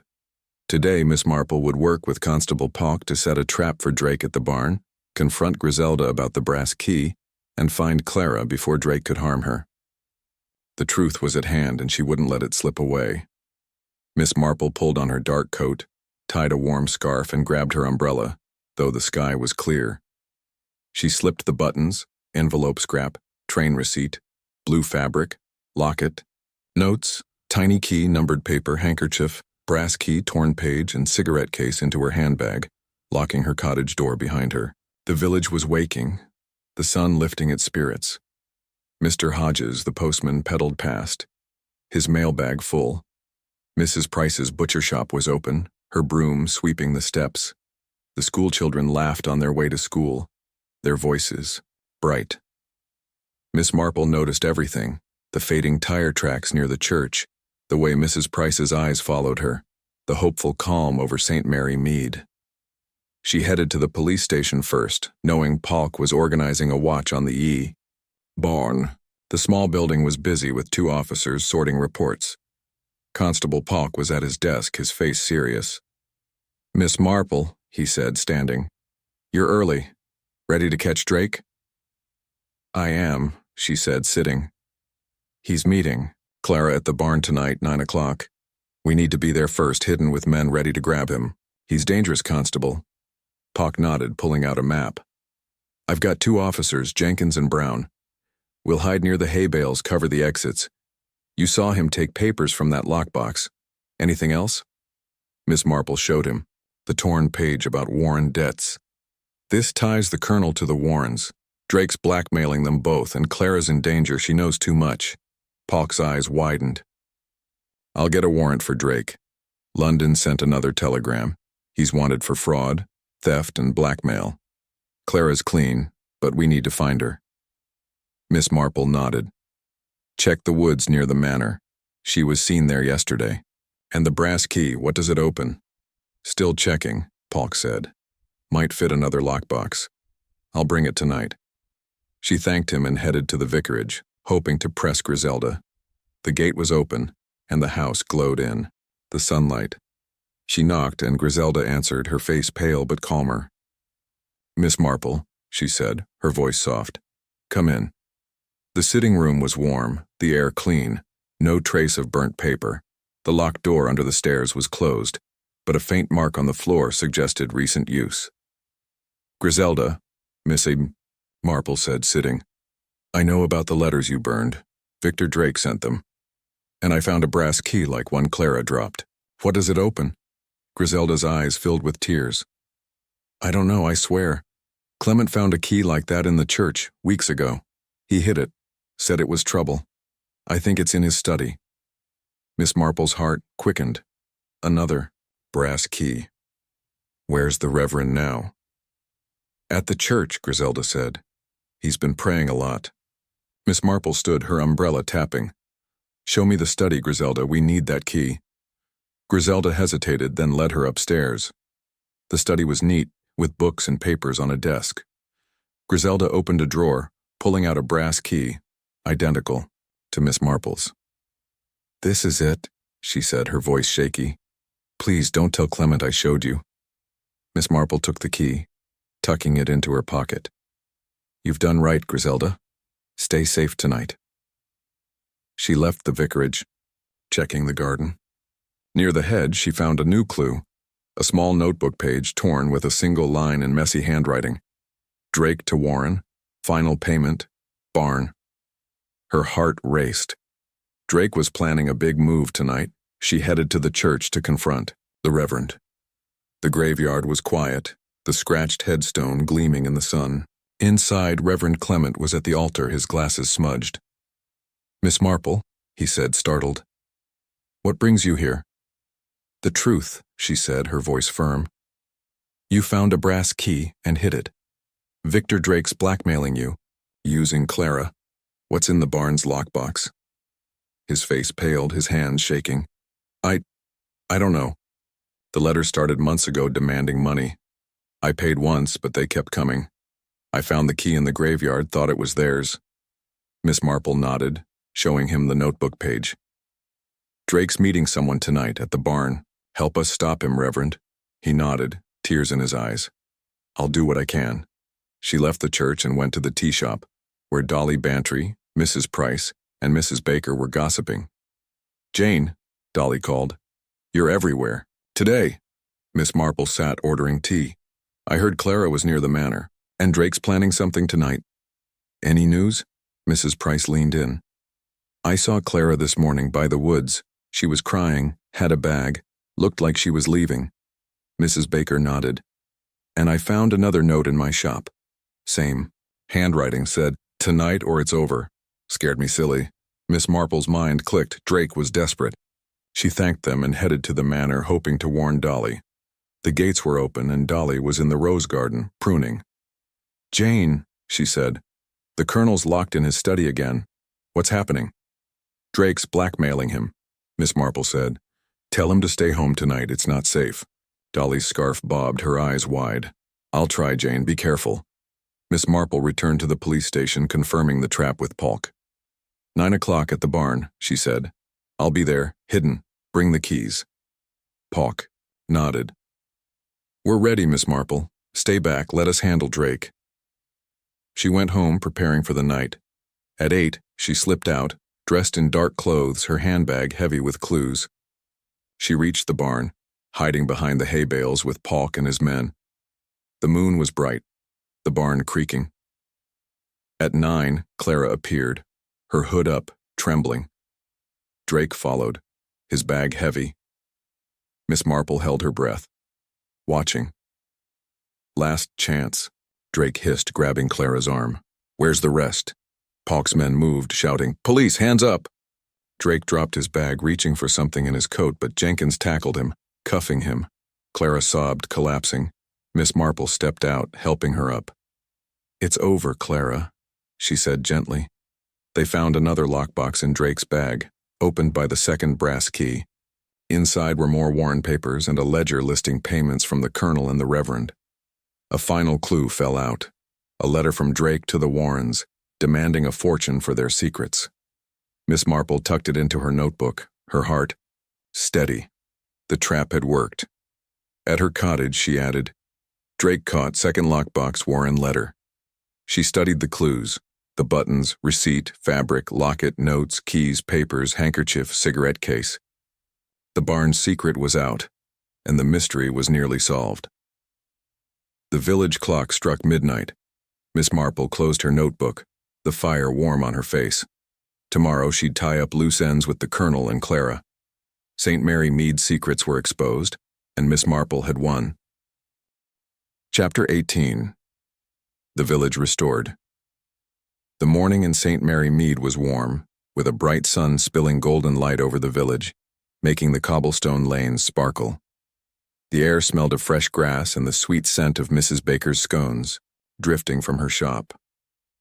The clock tower chimed 10, its sound clear and joyful, as if celebrating the village's return to peace. Miss Jane Marple sat at her kitchen table, her sharp blue eyes scanning her notebook. Her knitting lay beside her, finally picked up again, her mind now calm but still sharp. The blackmail letters, Victor Drake in his dark coat, the locked door at the vicarage, the train receipt, the blue fabric, the 2 metal buttons with crests, the burned ash, the midnight meeting, the silver locket, the tiny key, Tommy's witness, account, the numbered paper with Warren, the cigarette case, the lockbox with Drake's photo, Clara's handkerchief, the brass keys, the barn's hidden lockbox, and the Warren letter. They were all threads in a now woven web. And last, night's trap had unraveled the mystery. Yesterday's capture of Victor Drake at the old barn had been the turning point. With Constable Paulk's men, Miss Marple had caught Drake red-handed, his bag stuffed with stolen Warren papers and a ledger listing payments from Colonel Bantry and Reverend Clement. Clara, trembling but safe, had confirmed Drake's blackmail, her role forced by threats. The second brass key opened another lockbox, revealing Drake's final demand to the Warrens. But loose ends remained, the Colonel's full involvement, Clara's future, and the Reverend's secrets. Today Miss Marple would visit the manor and vicarage, share her shocking theory, and restore St. Mary Mead's calm. The truth was clear, and she was ready to share it. Miss Marple pulled on her light coat, tied a soft scarf, and grabbed her umbrella, more from habit than need. She slipped her notebook and the key clues, the buttons, locket, brass keys, and Warren letter, into her handbag, locking her cottage door behind her. The village was alive, its spirit lifted. Mr. Hodges, the postman, pedaled past, waving cheerfully. Mrs. Price was sweeping her butcher shop steps, smiling for the first time in weeks. The school children laughed on their way to school, their voices bright. Miss Marple noticed everything: the clear tire tracks near the church, Mrs. Price's open curtain, the hopeful air over St. Mary Mead. She headed to the manor first, knowing the Colonel needed to face the truth. The iron gates were open, and the rose garden bloomed vibrantly, its thorns softened by the sun. She knocked, and Dolly Bantry answered, her scarf bright as ever. "Jane, you're a hero. Come in. The Colonel's in the drawing room." Miss Marple stepped into the warm hall, the chandelier sparkling. The drawing room was cozy, with a fire crackling despite the warm day. Colonel Bantry stood by the window, his gray mustache drooping, his eyes weary. "Miss Marple," he said, his voice gruff, "I hear you caught that scoundrel Drake." "I had help," she said, sitting, her voice calm but firm. "Colonel, I know you were blackmailed. The Warren papers showed you were their silent partner in a failed deal, hiding debts. Why didn't you tell the police?" The Colonel sank into a chair, his face flushed. "I was ashamed. The Warrens cheated me, and when Drake came sniffing, he found those papers, stolen by Clara. He demanded money, said he'd ruin me. I paid, then burned what I could." Dolly gasped, her scarf slipping. "Arthur, you never told me." Miss Marple nodded, pulling out the torn page about Warren debts. "Drake used Clara to get more, but you went to London to confront the Warrens, didn't you?" The Colonel nodded, his voice low. "I begged them to settle it. They refused. I didn't know what else to do. Miss Marple's eyes softened. You should have trusted us, Colonel. Drake's in custody and the Warrens are under investigation. You're free now. He looked up, tears in his eyes. Thank you, Miss Marple. She stood, her umbrella tapping. Stay honest, Colonel. Dolly, keep him in line. Dolly laughed and Miss Marple left, her heart light but her task unfinished. She headed to the vicarage where Griselda and the Reverend needed closure. The gate was open and the dahlias bloomed again, their petals bright. She knocked, and Griselda answered, her face less pale, her smile shy. Miss Marple, come in. Clement's here. The sitting room was warm, the air clean. Reverend Clement sat by the fire, his glasses polished, his hands steady. Miss Marple, he said, standing. You've saved us. Miss Marple sat, her voice gentle. Not alone. Reverend, you paid Drake to keep your past quiet. What was it? Clement sighed, looking at Griselda. Years ago, before the church, I worked for the Warrens. I fudged some accounts. Small amounts. They never caught me, but Drake found proof in their papers. He threatened to tell the bishop. Griselda took his hand. We burned the first letters, but more came. We were so scared. Miss Marple nodded, pulling out the locket. Clara was caught in the same trap. She stole the papers for Drake under threat. She's safe now, but where is she? Griselda hesitated, then said, She's at my cousin's in the next village. She came to me yesterday begging for help. Miss Marple's heart lifted. Good. She'll need to talk to Constable Polk, but she's no criminal. She stood, showing the brass key. This opened the barn's lockbox. You found one like it, Reverend. Why hide it? Clement blushed. I thought it was Drake's, dropped in the graveyard. I was afraid to use it. Miss Marple smiled. You're free now. Be open, both of you. She left the vicarage, her task nearly done. At the police station, Constable Polk was sorting papers, his face relieved. Miss Marple, he said, Drake's confessed. Blackmail, fraud, the lot. Clara's cleared thanks to you. She showed him the Warren letter. This seals it. Drake targeted the Warrens, the Colonel, and the Reverend, using Clara. What's next? Drake's off to London for trial, Polk said. The Warrens are cooperating and the Colonel's in the clear. Clara's staying with Griselda's cousin for now. Miss Marple nodded, her mind turning to her theory. Constable, I have a thought. A shocking one. Drake wasn't alone at first. Someone in the village helped him start this. Someone who knew the Warrens' secrets. Polk's eyes widened. Who? She leaned in, her voice soft. Mrs. Price. She saw too much. Clara at the station, Drake in the woods, notes in her shop. Her gossip wasn't random. She fed Drake information, maybe not knowing his full plan, until he turned on her with threats. Polk gasped. Mrs. Price? The butcher's wife? Miss Marple nodded. Talk to her. She won't admit it, but her fear will show. She's no criminal, just someone who talked too much, like many here. Polk scribbled a note. I'll check, Miss Marple. You've turned this case upside down. She smiled. Just an old lady's observations. She headed to the tea shop, where Dolly Bantry, Mrs. Baker, and a nervous Mrs. Price were chatting. Jane, Dolly called. You're the talk of the village. Miss Marple sat, ordering tea. It's over, she said. Drake's caught, Clara's safe, and the Colonel and Reverend are free. But secrets start small, gossip, whispers. Mrs. Price paled, her hands shaking. I never meant harm. Miss Marple's eyes met hers, kind but sharp. I know, Miss Marple. Be careful what you share. Mrs. Price nodded, silent. Dolly laughed. Jane, you're a marvel. What's next? Knitting, Miss Marple said, smiling, and watching the village. She went home, the sun warm on her face. At her cottage, she sat by the fire, adding to her notebook. Drake's confession, Clara's safety, Mrs. Price's role, village peace. She studied the clues one last time, the buttons, locket, keys, papers, cigarette case. Her theory about Mrs. Price had tied it all together, a small but vital spark in Drake's scheme. The village clock struck 2.